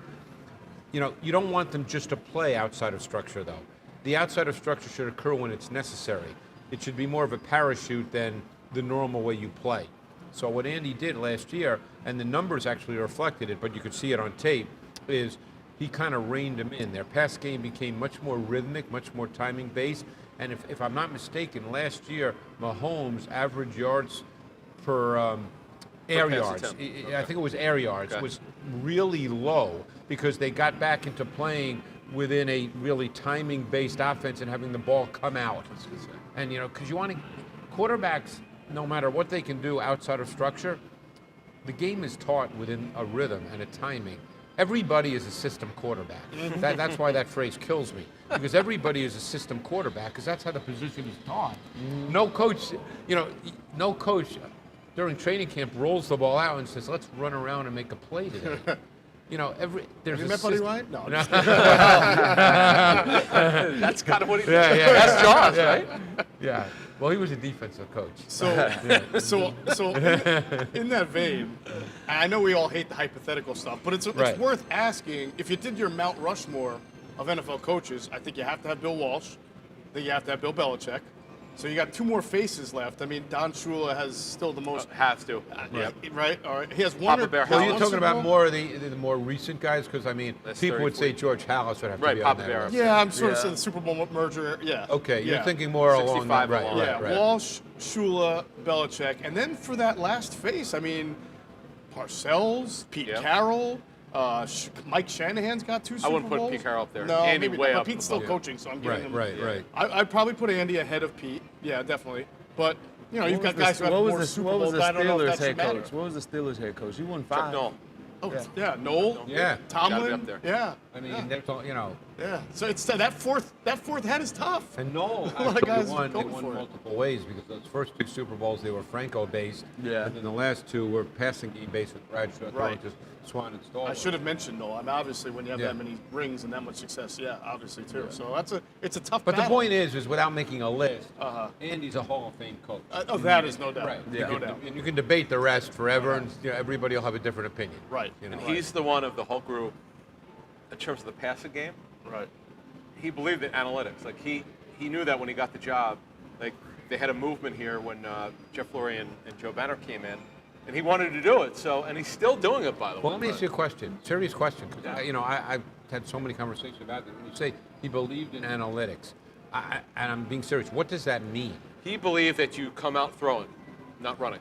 That's the way that if you go back Right. to the 60s, the teams that won consistently threw the ball a lot more Right, than but they I did see, run it. and I guess then it just becomes what you want to call It's a it. stat, right. I Yeah, it's wouldn't a stat. call that analytics. I would just say that's a philosophy Yeah. that when you studied the game over the years, you know, that's Right. that you've drawn the conclusion that the great teams Right. play that way more than. But it's the funny thing is, When I hear the word analytics, I don't know what that I means. think about going for it on 2 every Right, going for right, 2 every time. right. data. No, you know what I'm saying. Yeah, I'm not I knocking know, you, no, but you it's know, data. Yeah, no, at his point though, the whole Joe Banner brought the MIT guys to the Eagles. Right. Andy Reid could have That's interviewed right. for the job and said, "Well, I don't want nothing to do with that." But Joe always tells us that Andy was involved with their information, and then applying it to what and his analytics philosophy already can was. encompass 100 things. It could. Right. It could. Right. And by the way, Doug Always go back to the same thing. Peterson, he believed it.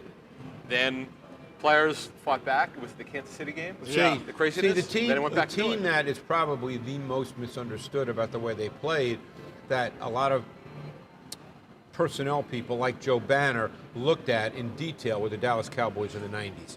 Because everybody thought that it was Emmitt Smith. Right. But they were a team that came out throwing, Yep. and Aikman would be 17 for 22 in the first half, and they'd be up, because they were a really good team, they'd be up 24-6, Right. and then Emmett would carry 20 times in the second half and end up at 32 for 170, balance. Right. and everybody would say it's all Emmitt Smith. Right. But they got ahead by throwing. Yes. Yeah. But so that's the team that's kind of been misunderstood, but everybody studied that team. Right. And that's what the Eagles are doing this year. Right.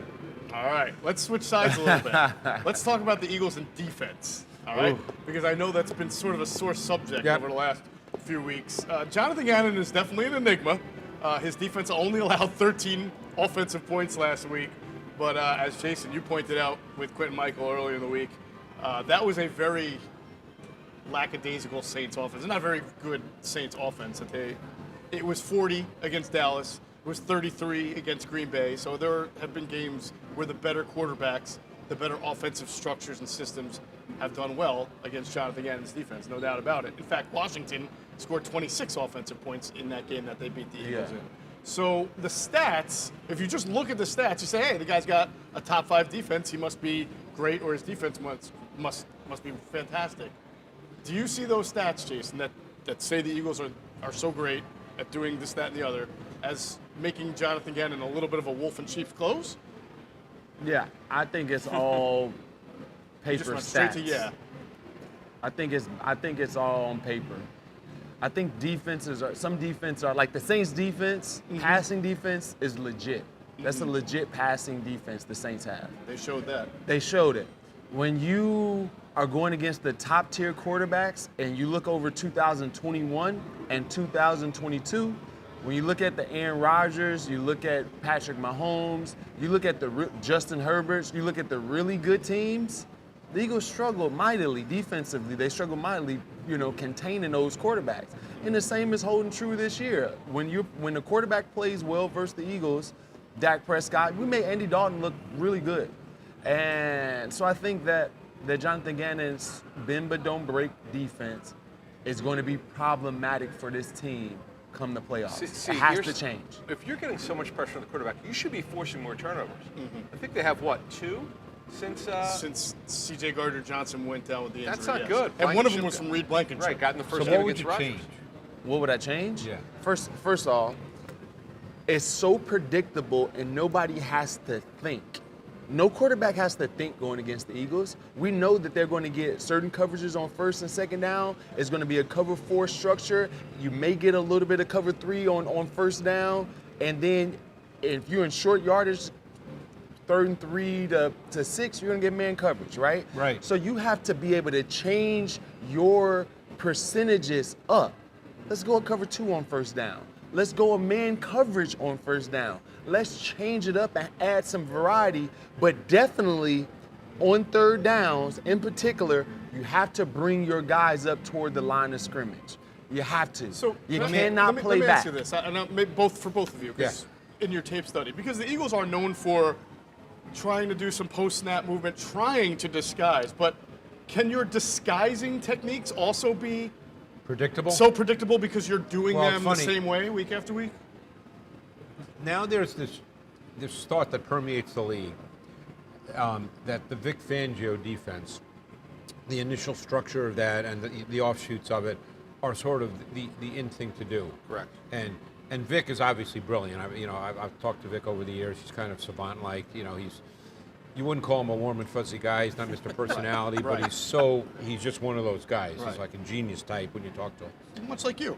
Yeah, exactly. Yeah. You're not warm and fuzzy. We're exactly the same. Right. But the thing I keep thinking, and I'm not smart enough to know the answer to this, because I don't you know admit I don't know his defense like the guys who know it. They always say that this cover 4 structure is a really good starting point because you can then do many things when the ball's snapped. Right. Okay, that's sort of the overriding belief that it presents its own set of sort of disguise and rotation that's built into the cover 4 structure, right? Isn't that kind of the way it's talked about? Mm-hmm. So the question becomes, because even Ed Donatel with the Vikings, he's the same, and that defense gives up a ton of explosive plays. Again, no knock on Donatel, we're just talking, that's the reality this season. Right. The tape and the numbers tell you that. So the question becomes, because those defenses are built more on 4-man pass rush, which obviously the Eagles have a good one this year, Right. and the supposed, built-in disguise and late rotation. So the question becomes, does that in and of itself become, predictable is not the right word necessarily, but does it at some point become a case where teams can kind of figure that out based on front structure? Because all defenses are built, there's a front structure, there's a front mechanics. There's a coverage structure and there's coverage mechanics. And there's a lot of coaches in the NFL, and these guys are smart, and they can figure stuff out. So does it become a situation where you can kind of figure it out to some degree based on down and distance and the structure and the mechanics of the defense? Are you guys seeing in this Fangio type scheme, is it because there are voids in every zone coverage? Of course there are. Are you guys seeing anything consistent when you watch your tape? Well, here's the thing. This team does not do a great job of touching people. Our secondary, even though you're in zone, you have to reroute and throw off timing. You can't allow guys within that 5 yards to just run by you freely without being touched. If not, you're going to allow them to get to the spot a lot quicker, and it's a clear, decisive read for the quarterback. That's one thing that our team doesn't do at all. It's not like something where I can remember a play where, he was within 5 yards and he got chucked pretty good. No, even in cover 2, our guys let guys run straight by them. And I don't know if it's something that they don't teach, but the good zone defensive teams that don't give up a lot of yards, they usually are great within that 5-yard range of putting your hands on them. Jay, when you were playing, were there teams that playing something like this gave you problems? Would they be more physical playing zone defense? The Patriots. The Patriots would knock your freaking sock. The end would bang you on before you went out on the route. And that was just the structure of their defense. If you lined up tight, the defensive end would touch you.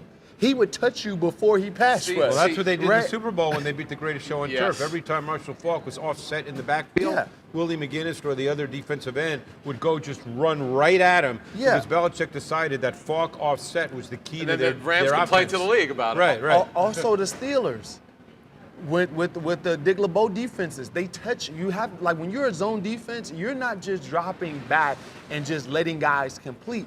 You have to throw off time. That's what man-to-man does. Right. Man-to-man is not just, oh, everybody has a man. No, you're disrupting the timing of the quarterback, and you got to figure out a way to do that in zone. Well, the quarters structure, and again, there's more to it, obviously much greater detail, but it ends up leading to 4 different things for the most part. It leads to straight cover 4, it can stay that way. It leads to what most people call cover 6, which would be quarters to the wide side of the field and cover 2 to the boundary, or it leads to cover 8, which is quarters to the boundary and halves to the wide side, or it can become cover 2. Okay, so it can lead generally cover 3 because you well, can yeah, it bring become it in. cover Yeah. 3, right? You right. can do anything right. from it. But I'm saying if it's staying with the, If it's with the staying split within- safety yes, structure, yes. right? So theoretically, you can do all those things. I guarantee there is some, for want of the better term you used, have predictability to it based on teams studying it. Yeah. I mean, I'll ask you guys this. You watched it. I watched it as well. Like, when I went back and watched that first drive by the Saints, there were some third downs that Dalton converted with a quick 3. Like, he just knew exactly Right, where he right. was going to go because he knew Too much free access. Right. where right. the access would be. Right, right. And that's concerning to me. I mean, we've seen that a couple of times. Well, and another thing too, this is what you gotta like consider because on a few of those third downs, one of them in particular, the one to Olave, they were in man. Yep. You talking about in the first series? In the first series, Yeah, yeah. they were in Kaiser man. White? It was No, on no, it was on Josiah Scott. Besides Yeah, that, right. That's right. And everybody It was yeah, pressed, yeah. but Josiah Scott was another 2 yards off, and then he Right. would just begin to And backpedal. he gave him the So inside. Dalton and literally now- found the only guy not getting touched there. And so Right. going- That's what you're taught to do as a quarterback. Right. You scan the field, and if there's all press, you go with the one guy that's off. That's Right. like what they teach you. Right. And then, so now you got to say, okay, everybody else is pressed. This guy is off. He doesn't have confidence to get up toward Right. the line of Because scrimmage. Olave is literally the only guy in that formation that you're worried about beating you over the top. So Well, therefore you saw- what's it? Rashid well, that's true. He's Shaheed, got he speed, can run. but Olave is He a did. He real got him. true weapon. Yeah, true. Yeah. So you're afraid to get up there, and now that's more problematic than anything. Because if you're a corner, the safest place that you should feel is pressed up Right. as a corner. Because if you let a guy run full speed at you, it's harder to cover him that way than disrupting his timing up front. So I think that's just player and scheme. You saw Avante Maddox when he was in the game versus Cowboys. It looked totally different. Right. I mean, there's a very good chance that the Eagles' first playoff game is against Dak Prescott, Tom Brady, maybe even Aaron Rodgers, depending on what happens today. Does that give you a little concern based on what you've seen? In that? Absolutely. Now Rodgers hopefully a little bit healthier than he was when the Eagles played him. In fact, he got pulled from that game. Jordan Love, remember? Eagles fans are like, what do you mean, hopefully? Yeah. But Well, yeah, we know what you're saying. we want to see a good game, but yeah, look, the feedback you and I got from people, talking to people this week, was too much easy access. Yeah. It's a problem. It's a problem. So look over the last couple games. Who's killed us? CeeDee Lamb, where is he not predominantly? Inside. Juwan Johnson had a really good game. Shaheed had a pretty good game. Olave had a good game. Most of their targets were inside. They were catching a lot of balls over the middle of the field, and that's a problem for us going forward. Right. Something has to change, and that goes back to what he asked me earlier in the subject, and I know it's probably coming up, is that what do we do with the nickel corner? Because that in particular is a problem It's another for us. challenge for this team Right, on right, defense. right. Yeah. So the only reason why I felt, and we'll talk about it, is that moving C.J. Gardner back to slot when healthy and in the playoffs might not be ideal for this team is because, and again, it goes sort of back to the same thing with the offensive tackle argument. Where did you practice all year? What have you been learning all year? Where have you flourished all year? And if I move you, my top playmaker, out of the spot where you've made the most plays to put you in an area that I'm trying to shore up, how much am I weakening the spot that I have just moved you from? Is it just strengthening one to take from another? Does it matter that much? Do you think that Reid Blankenship has been such a negative that he's being exposed. No, but I I don't worry think so. in the playoffs. I mean, I don't know if when he played the Packers, did he have an interception? Yes. Did he also get beat Yeah, on the that was Christian that, Watson that, touchdown? that, and was others? that his first game? That was too, his though? first game. That was his first game. Right. Have you heard Reid Blankenship's name mentioned in a negative light since then? He's been pretty I think sound he's in been coverage. sound. Even Okay. in the Cowboys game, the two ones where he was near it wasn't his fault. There was blown coverages by Josiah Scott and also blown coverages by All right. Darius Slay. Okay, so you'll take Reid Blankenship and C.J. Gardner-Johnson in the slot over the combination of I would. C.J. Gardner-Johnson safety I and think- Josiah Scott in the Go slot. ahead. Okay. No, because I would argue Uh-huh. that the slot position becomes more important in terms of what an offense can do to you. Okay. You know, if you can't cover the slot, okay, and by the way, teams can put any receiver in the slot. Good teams can. And they've been doing And it. they've been doing it. Right, right. I think that you have to be able to cover that guy. Right. You know, if you can't cover him, then you've got a problem. Watson's long touchdown against us was from the slot. Yeah. Right. So- But I thought that was against Reid taking a bad angle. It Like, was that it was a an bad over. angle, but it wasn't a coincidence that he was in the slot. Randall Right. Cobb's post touchdown started in the slot. Oh, went no doubt. wide. Right. Like so, Hey, those that are loss things. against Washington, they put McLaurin McLaurin. in the slot purposely to get big plays there. I get It's what the you're saying. thing. I get what you're saying. I just think that, all right, we talk about tells. What is Jonathan Gannon's biggest fear as a defensive coordinator? Explosive plays. Over the Getting top, beat over the yeah. top, Right. explosive plays. So is he going to be the guy that says, I'm going to take C.J. Gardner away from my deep safety position and put Reid Blankenship there full-time in the playoffs? I don't think the problem would be Reid Blankenship. No, that is the player, right? So that's not my concern. Okay. To give like your argument more of credence, I would say putting Gardner-Johnson at safety frees up the corners, the two outside corners, to be more aggressive. Aggressive, right. Right. So now that if that was the argument, I would But say that was okay, I sort of my see that. saying, like, if you put Yeah. Reid there, would you want to press on the outside with your corners? Would you be too afraid to do that? No, I just think that Okay. I think Gardner-Johnson allows Bradbury and Slay to have some comfort knowing that he's a Sure. better ball defender on the backside. Right. I just don't think that they have the leeway to be aggressive with Reid, knowing that he's just going to be a solid player, got not you. a special player. I got a got question for you. Can I ask you a Yeah, question? yeah, go Yes, for you it. may. So 2 weeks ago against Dallas, remember the Lamb touchdown, like the 30-yarder? The one on the left side. Yeah, the deep corner, sail Yes. route, whatever you want to call Yes. it. And they caught the Eagles in rotation from split safety to cover 3? Yes. Can you picture it? I know exactly which play you're talking about. Okay. See, I didn't view that as technically that ball gets caught in a deep third, and they went to cover 3. But Slay had the number 1 receiver running right at him, right at the sticks. So, to me, they just caught him. Like I didn't view that like as Slay making a mistake. No, that was as a defensive You can back. picture it, right? I know exactly which play Yeah. you're talking about because Lamb had the corner route, Hilton had that out route, right? Right. That- And actually, what happened was they also switched release. So No, Hilton was out. The two No, there no, was a 3-by-1. right. But Okay, the two right, inside yeah. guys, of which Lamb was one, kind of switch release because you could say in cover 3 you're kind of reading 2 to 1. But what happened was they kind of had a little bit of a switch release, and I think So Slay got stuck. So I think that it was Slay and Josiah Scott. The right side of the defense was playing cover 3. The left side of the defense was still playing cover 4. But Blankenship was running into the middle of the field. Exactly. So that lets me know that the reason I say the two, Josiah Scott was playing hook curl, Right. which he should have been to the flat right away, Right. which would have Freed up alerted Slay. Slay. So those two guys were in the wrong. Right, but Slay had the guy running right Running at at him. him, yeah. Number 1 with a plus split running. Yeah. It might have been reduced, but he had number 1 running Run right at him at the sticks. All in all, those two guys were in the wrong defense, yeah. and therefore, got- even if it was cover 3, right away, Slay has to. As a corner, you're always taught to see 2. 2 to 1. Right. And he didn't see 2. Right. Maybe because they were tight. The They were two tight. It the was two a were reduced- tight. yeah, but yeah. it's still his job Yeah, to see 2. yeah. But that was But tough. it was That's tough. But one side of the defense was in cover 3, the other side was in cover 4, and it was a blown See, coverage. the argument against moving him to the slot is one big thing. They have not anyone who could track the ball like this before. He's amazing at it. Right. Now, you might say, oh, it's just a bonus. No, his interceptions haven't been accidents this right, year. now, Right, but he's amazing at it. Like, it's something that maybe you can't even teach. Right. It's pretty special.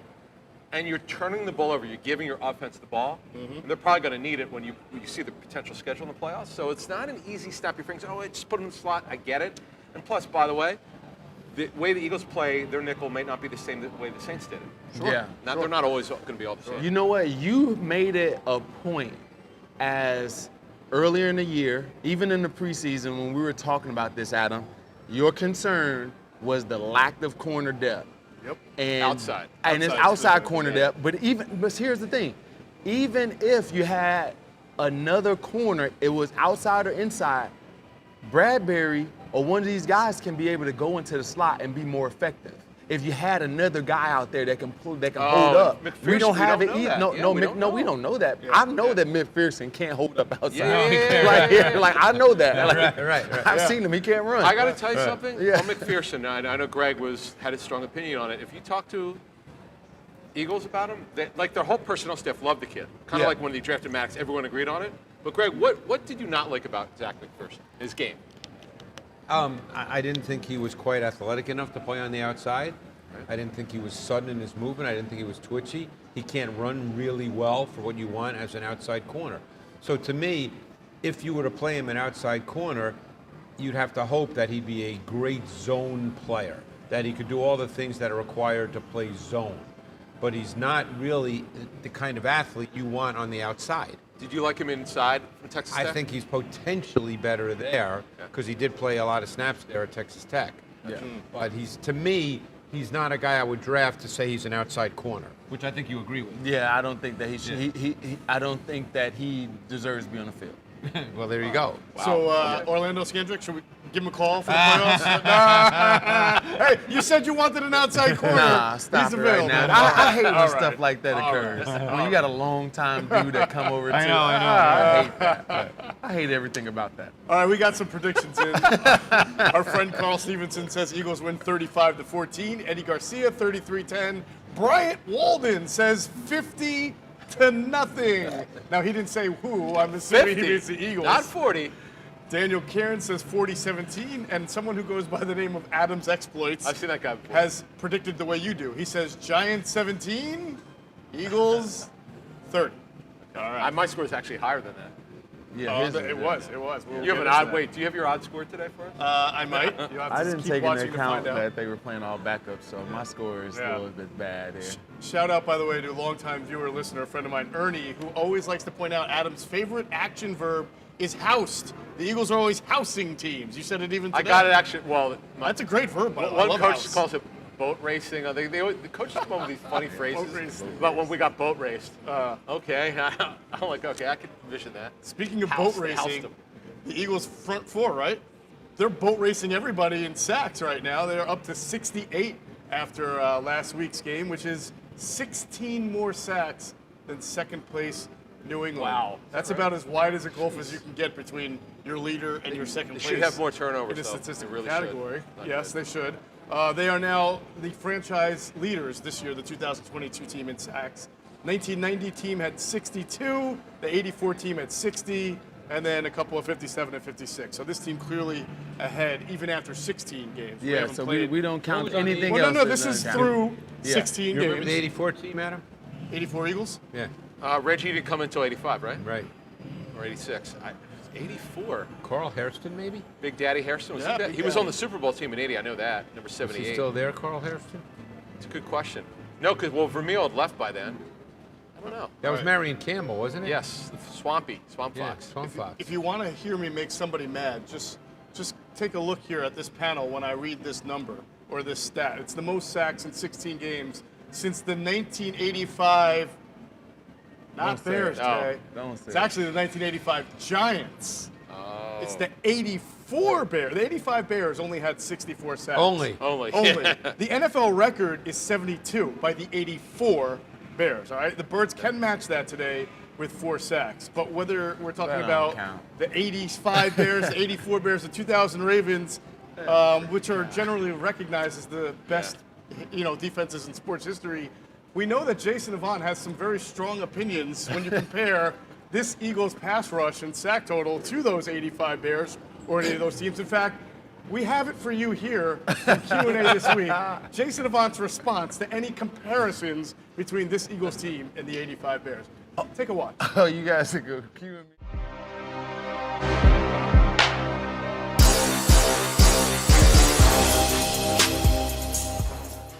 So I don't hear about the 85 Bears. And yeah. I don't hear about the 85 Bears in this. And first of all, stop. Y'all don't stop playing with my Bears, man. 85. Look, I'm an Eagles fan. But listen. Don't stop playing. The Bears team was good. I know that we got sacks. I know this team got sacks. But does this team look like the 85 Bears? Not at all. But does this team look like the Ravens? At when times, they won the first Super Bowl? At times they do. What? When they got the lead and that front gets to cut loose, that's when they look like them team. Not in the first half. Definitely not the first half. They don't look like. No, you wasn't getting first downs with Saragusa. Yeah, that's true. And Suggs and Ray Lewis and Bart Scott. Like they weren't getting first. You wasn't getting first downs. That's Sam. Yeah, right. Like that's a whole different ball game. Chris McAllister. Yeah, man. If y'all don't stop playing with me, I like our defense and I like the guys getting sacks. But until you can match it with the secondary and the linebacker play, Fair enough. You got 7 sacks and you lose. Yeah, come on, man. 7 sacks.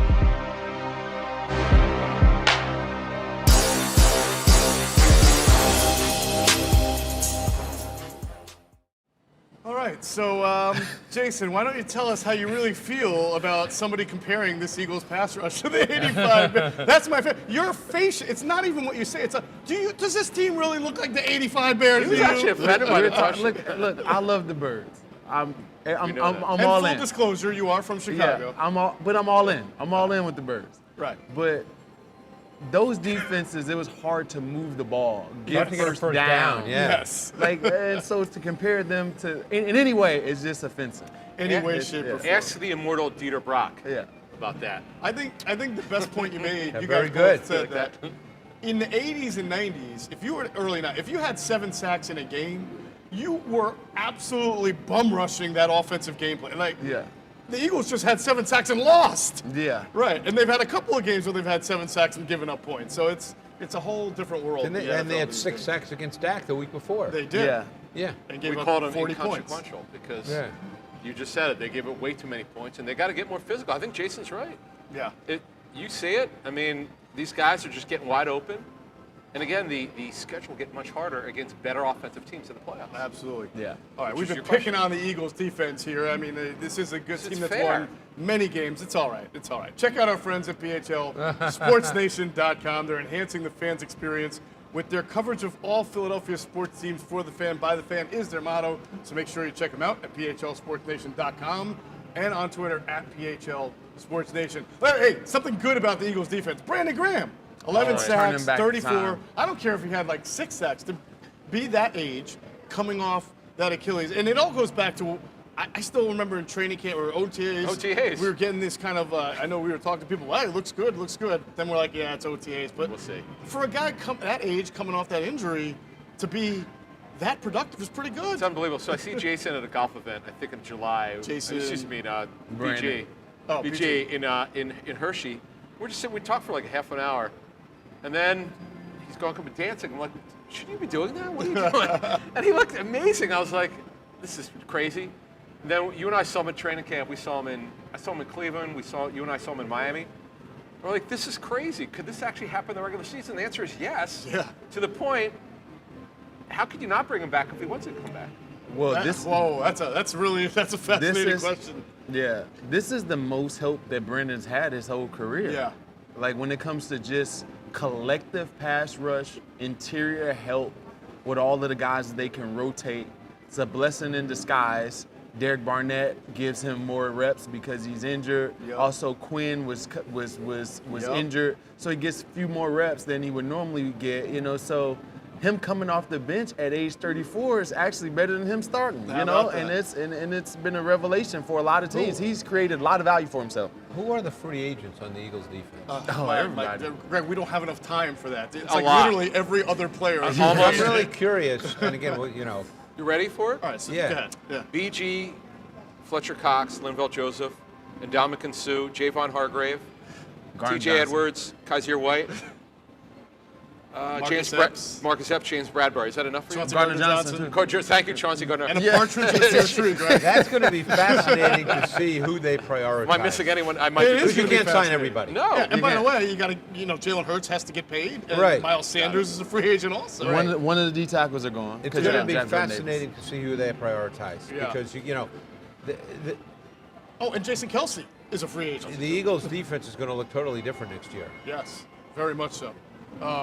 Getting back to Brandon Graham, what I find really interesting about him is that, and Greg, as someone who watches all different pass rushers, he's always been, for the most part of his career, a very country-strong, bull-rushing guy. He's not 5 different kind of moves type No, guy. but I think he's a little more athletically explosive than you probably Than he think. might look, N- yeah. And not top, not 10, Right. compared to the guys who are, he's Like not a Von Dwight Freeney, Miller, yeah.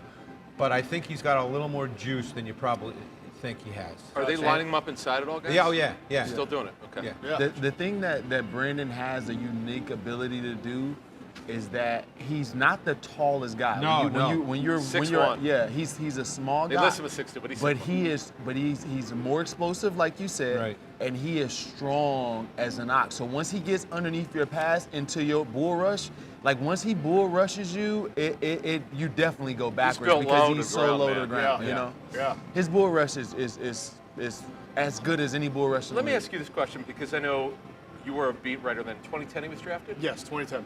First year was what? Did he tear his ACL in year 1? He got hurt this He first hurt year. his knee, and then he hurt his ankle earlier in the year. I think in Detroit, the hometown game. He went home. He had a sack, but then he also hurt his ankle and missed a few weeks, and then he got buried All right. behind the Washburn favorites. So over next, yeah, exactly. Over a year or two, remember he had problems with the fans. Believe this or not, Yeah. he's blocking fans on Twitter. Yeah. He wasn't playing well. What were the issues? Well, no, You no, remember? you have to remember. What happened? You remember the whole draft. That was the Earl Thomas draft. Yes. 'Cause Oh, he is got- that okay? So Yeah, when he got pardon me, drafted, he was being booed just yeah. because he was not Earl Thomas. Yes. So the And fans then- are coming and after then- him. I mean, that's what And happened. then after Yeah. that, the other defensive end drafted after him won a Super was Bowl. Pierre Paul. Exactly. JPP, that was So the it's big just one. So, added so on it, to it Thomas wasn't and it wasn't JPP, Brandon personally, Right. like he didn't do anything wrong. No. Right. It's just And they moved up because there was Yeah. a lot of teams that Yeah. believed that he was a really late first round pick. Yeah. And they moved up traded to up like to- 10 or 13 yes. to get him, right? Yes. When he something yeah, like yes. that? Yeah. And every Eagles fan wanted Earl Thomas. Right. Yeah. It did Right. look good for a while, So, right? so yeah, it did not look good. And Jay, I'll ask you because you remember his rookie year. You were with the Eagles. Maturity is a very difficult thing. I would not have said Brandon Graham came into the league immature because he was always respectful to not just with the media, but he was a nice guy. People liked him. But you were closer to him. Obviously, as Adam said, he struggled to deal with criticism. He gained weight after the injury. He did not have his best kind of rehab and workout. So when you were around him, did you feel like he was generally a good guy but needed to improve maturity in certain areas of his professionalism? You got to learn to do it. You come from Michigan where they praise you for everything. Like Right. you and then you come here, it's not the same level of criticism. And Right. in Philly, the fan is a little bit more, harsh. Yeah, just a little bit. More. bit? In Ann Just, Arbor? yeah, Really? just Yeah, a just a little little bit? bit more harsh. So you have to learn to deal with those things. And then I think that him not being a quintessential wide 9 type of player, Yeah. I don't view Graham as a wide 9, like great wide 9 type Right, of a right, player, right. right? So He I likes don't- run defense too much to be a wide 9, Washburn so wide yeah. nine. So Right. I think he's a more complete defensive end. So I don't think that the fit stylistically was the best situation for Brandon Yeah. either. Yeah, and then he got stuck behind. Well, Trent Cole was great, so he was. Trent Cole was really good. Jason Babin came in and did nothing but sack quarterbacks. He was a specialist. And nothing much more than that. Yeah. But and had a really nice season. So that I remember talking to your point to Brandon and Vinny Curry in the locker, because Vinny I think was a second-round pick, maybe a year or two later, right? And the team was struggling in that time, maybe even after Andy's last year, and these guys felt like they should have been once the Eagles started to get really far out of the race. Yeah. Because Andy's last year, they only won 4 games. Yeah, it was like 4 and 12. Yeah. They were sitting there saying, like, we are hungry. We want to, Brandon wanted to get back and prove himself. Vinny felt like he could at least give you a little bit more than what they were getting from the pure wide 9 guys, and they were waiting for an opportunity, and that's a big part of why Andy started to make some moves at the end of the year to sort of reshuffle the deck, and it didn't work out for him, but he knew he had made some mistakes with his assistant coaches. The front office you're did talking too. over 10 years ago. Yeah. And Graham has a career year. It's just you can't. Is he 34, 35, right? 34. 34 years It's old. hard to. It doesn't happen in this business. Yeah. It just Not doesn't. with the injuries he's had. No, it's usually maybe a quarterback a guy can survive his career in the 30s. It's a fantastic comeback. And Philadelphia what a comeback story. wonderful person. And if the Eagles make a deep run and win a Super there will be a Brandon Graham signature moment in it, just like there was when they won their first. Yeah. Would have won it without him. He stops the run as well as any defensive end in football. Has always been able to be in the backfield, tackle for loss and stuff like that. He's just a complete football player. I do wonder also, I'll ask you this in a second. I want to remind me about that. All right. I want to remind everybody that all of this production here is courtesy of Public Square and Rebel Hill. They've been with Inside the Birds pregame live since the start. And if you ever notice year after year, it gets better and better, not just from a content, but from a production standpoint. That's because we've got the team of James and Zach behind the controls, bringing Inside the Birds to you in high definition with great graphics, videos, and more. Contact Public Square Media and Rebel Hill Productions to produce your webcast, podcast, live show, anything you can dream of. This team, they can bring it to life. They do bring it to life every weekend here on Inside the Birds pregame live. So we've seen Josh Sweat really develop from a guy who is, A, nobody knew if he would have longevity in the league.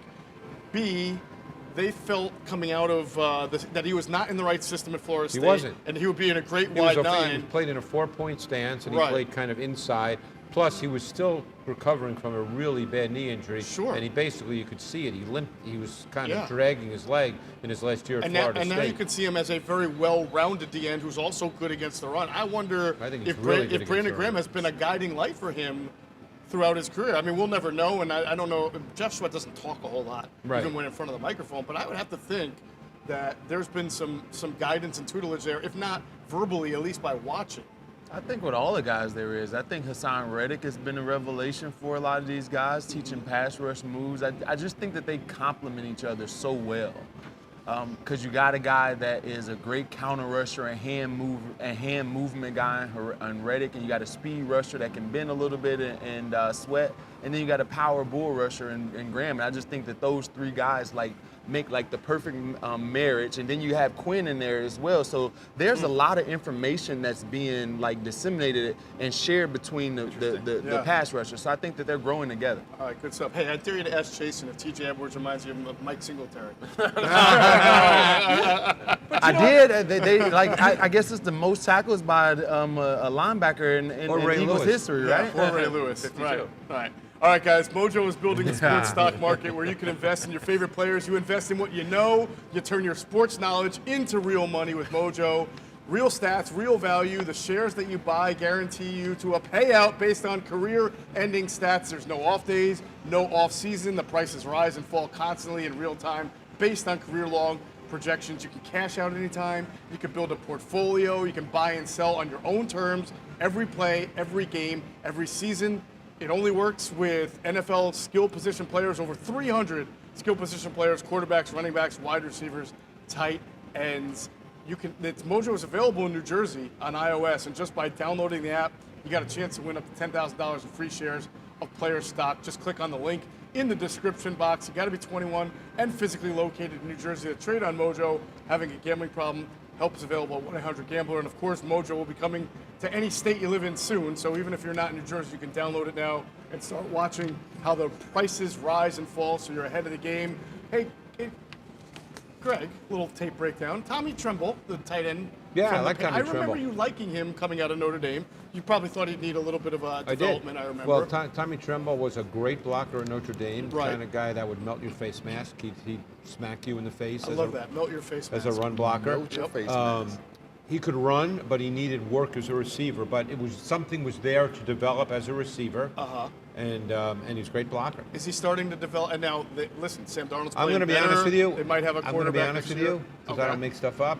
I haven't watched the Panthers' offense I a can't whole imagine lot. why. A whole lot in the last number of They've weeks. been so excited.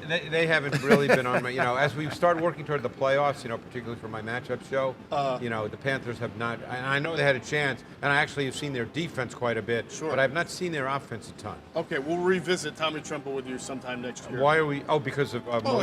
He's up 18.5%, 3 catches, 33 yards on touchdown, and I'm thinking that the Panthers are either... And he could get better, he will get better as a receiver. That's where I was getting at. Okay. Potential TE1 down the future. Yes. So down the road. Or whatever that means for that offense. Right. Yeah. Correct. I mean, correct. he's not going to be, Kelsey or Mark Andrews or Dallas Goedert, but I think he has a chance to be a number 1 tight end for a team. Andrews has like that type of athleticism that makes him stand out. Like, how does he? When I look at Andrews, I don't view him as like Kelsey. No, it's funny you Waller, say other guys. And this is my point, is because I believe that maybe he could be. I think Andrews to me, and it's funny you say that because when people ask me about tight ends, he doesn't usually cross my mind. He did now because I don't see him quite that way either. But I think he's deceptive. Like my guess is if you're on the field with him, and there's players like this, 100%. Yeah, I would bet if you're on the field with him, you come away saying, "Boy, he's a little quicker and faster than I thought." That's what his numbers show. Yeah, that's Yes, what I agree. All right. Well, So that could be him. Yeah. Good stuff there. Time to get into our next segment. It's our player to watch, courtesy of Game Time Watches, the leader in NFL sports watches. Get your favorite NFL, NHL, or MLB team logo watch now at GameTimeWatch.com. Hey, Eagles fans, Game Time Watch has partnered with Inside the Birds. We're offering a special promo code for 20% off using the code ITB20. That's ITP20 for 20% off on GameTimeWatch.com. The code applies not just for Eagles watches, not just for NFL watches, but anything not already discounted. And you got a ton of styles to choose from for men, women, and kids. You got to check out the Varsity Style watch. It's got a shiny face, big team color logo, metallic accent, metal case, and a thick black silicone strap. Makes it an everyday style watch. And they've also got an awesome Varsity Drip art edition too at GameTimeWatch.com. All right. Jason Avant, start with you. Who is your Game Time Watch player to watch today? The king is back. Jalen Hurts. Oh, Jalen Hurts. Oh, what a pick. Against the Giants backups. How brave of you. Nice job. You want me to say Reid Blankenship? Well, the way you talk about Reid Blankenship last segment, I thought maybe. No, yeah. Jalen Hurts, obviously still dealing with the shoulder. We'll see how effective he is. Greg Cosell. I had Dallas Game Time Goedert. Watch? You had somebody else had Dallas Goedert as well. Okay. Why do you have Dallas Goedert? I have no idea. Because he's the first name that came to your Yeah, head. yeah, exactly. You gotta love the match. Because, I think when I hit my phone, the G popped up. And so I just figured I'll keep going with Goddard, instead of changing it. I think he was going to say I was a god and it auto-corrected to Goddard. That's really what happened. He needs to get the ball more, Goddard. He does. Adam, I love your game. You know I was what? going to use it, but you stole it, and it's the best Okay. one there is. Who's your Game Time The watch? guy player to who watch? has scored 9 touchdowns in 7 career games against the Giants. Folks, Oh, my it's gosh. Boston Scott, and I can't figure out why. Does he see something?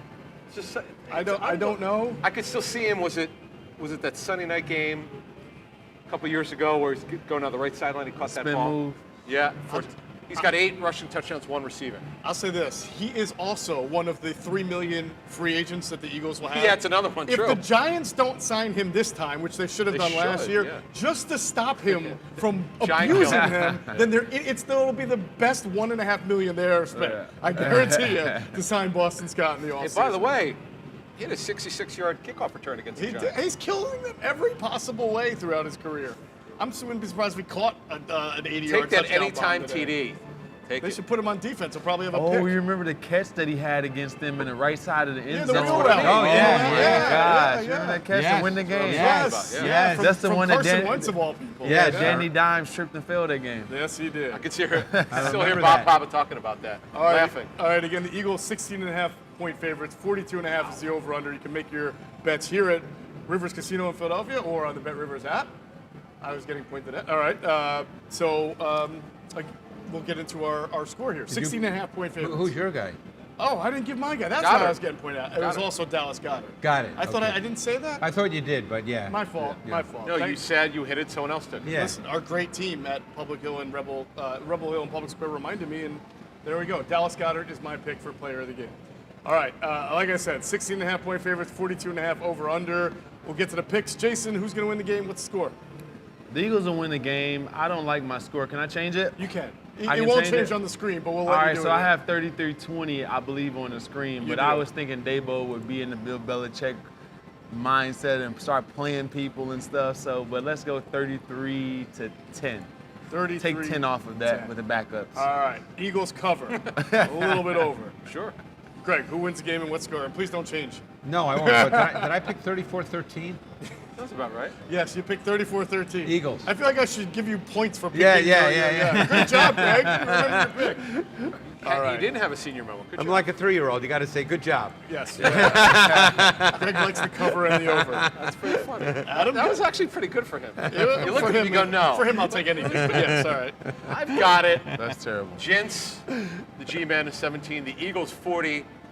Oh, big score. All right. They're just going to go, they're going to go everything the first half, go gangbusters. Try to get those guys rolling for 3 quarters and get them out early in the fourth quarter, start pulling starters out. That's the best case scenario. It No is. one get hurt. All right. I got the Eagles winning 31-13. There it is, So, odd score. 13, you know, a touchdown, 2 field goals. The 31 You might don't be have a a little odd. 26-9. 4 4 touchdowns and a field goal. Yeah. I think you just like It's I actually could good say for any you. score and you would It's say good it's for you. odd. If I don't say like 14-7, you think it's odd. But anyway. All right, remember, bet the game right here at Rivers Casino and Sportsbook in Philly or on the Bet Rivers app. Big thanks to Rivers, MOJO, Game Time Watches, Sky Motor Cars, the teams at Rebel Hill and Public Square. Thanks to all for watching. Post-game coverage, myself, Adam, Trey Thomas on Inside the Birds Post-Game Live, and of course, coverage on InsideTheBirds.com. Now, we don't expect to be here next weekend, but you never know. I don't want to jinx it, but obviously, there will be Inside the Birds pregame live throughout the playoffs when the Eagles play. We look forward to talking to you again. So for Jason Avant, Greg Cosell, and Adam Caplan, I'm Geoff Mosher. Thanks for watching Inside the Birds pregame live.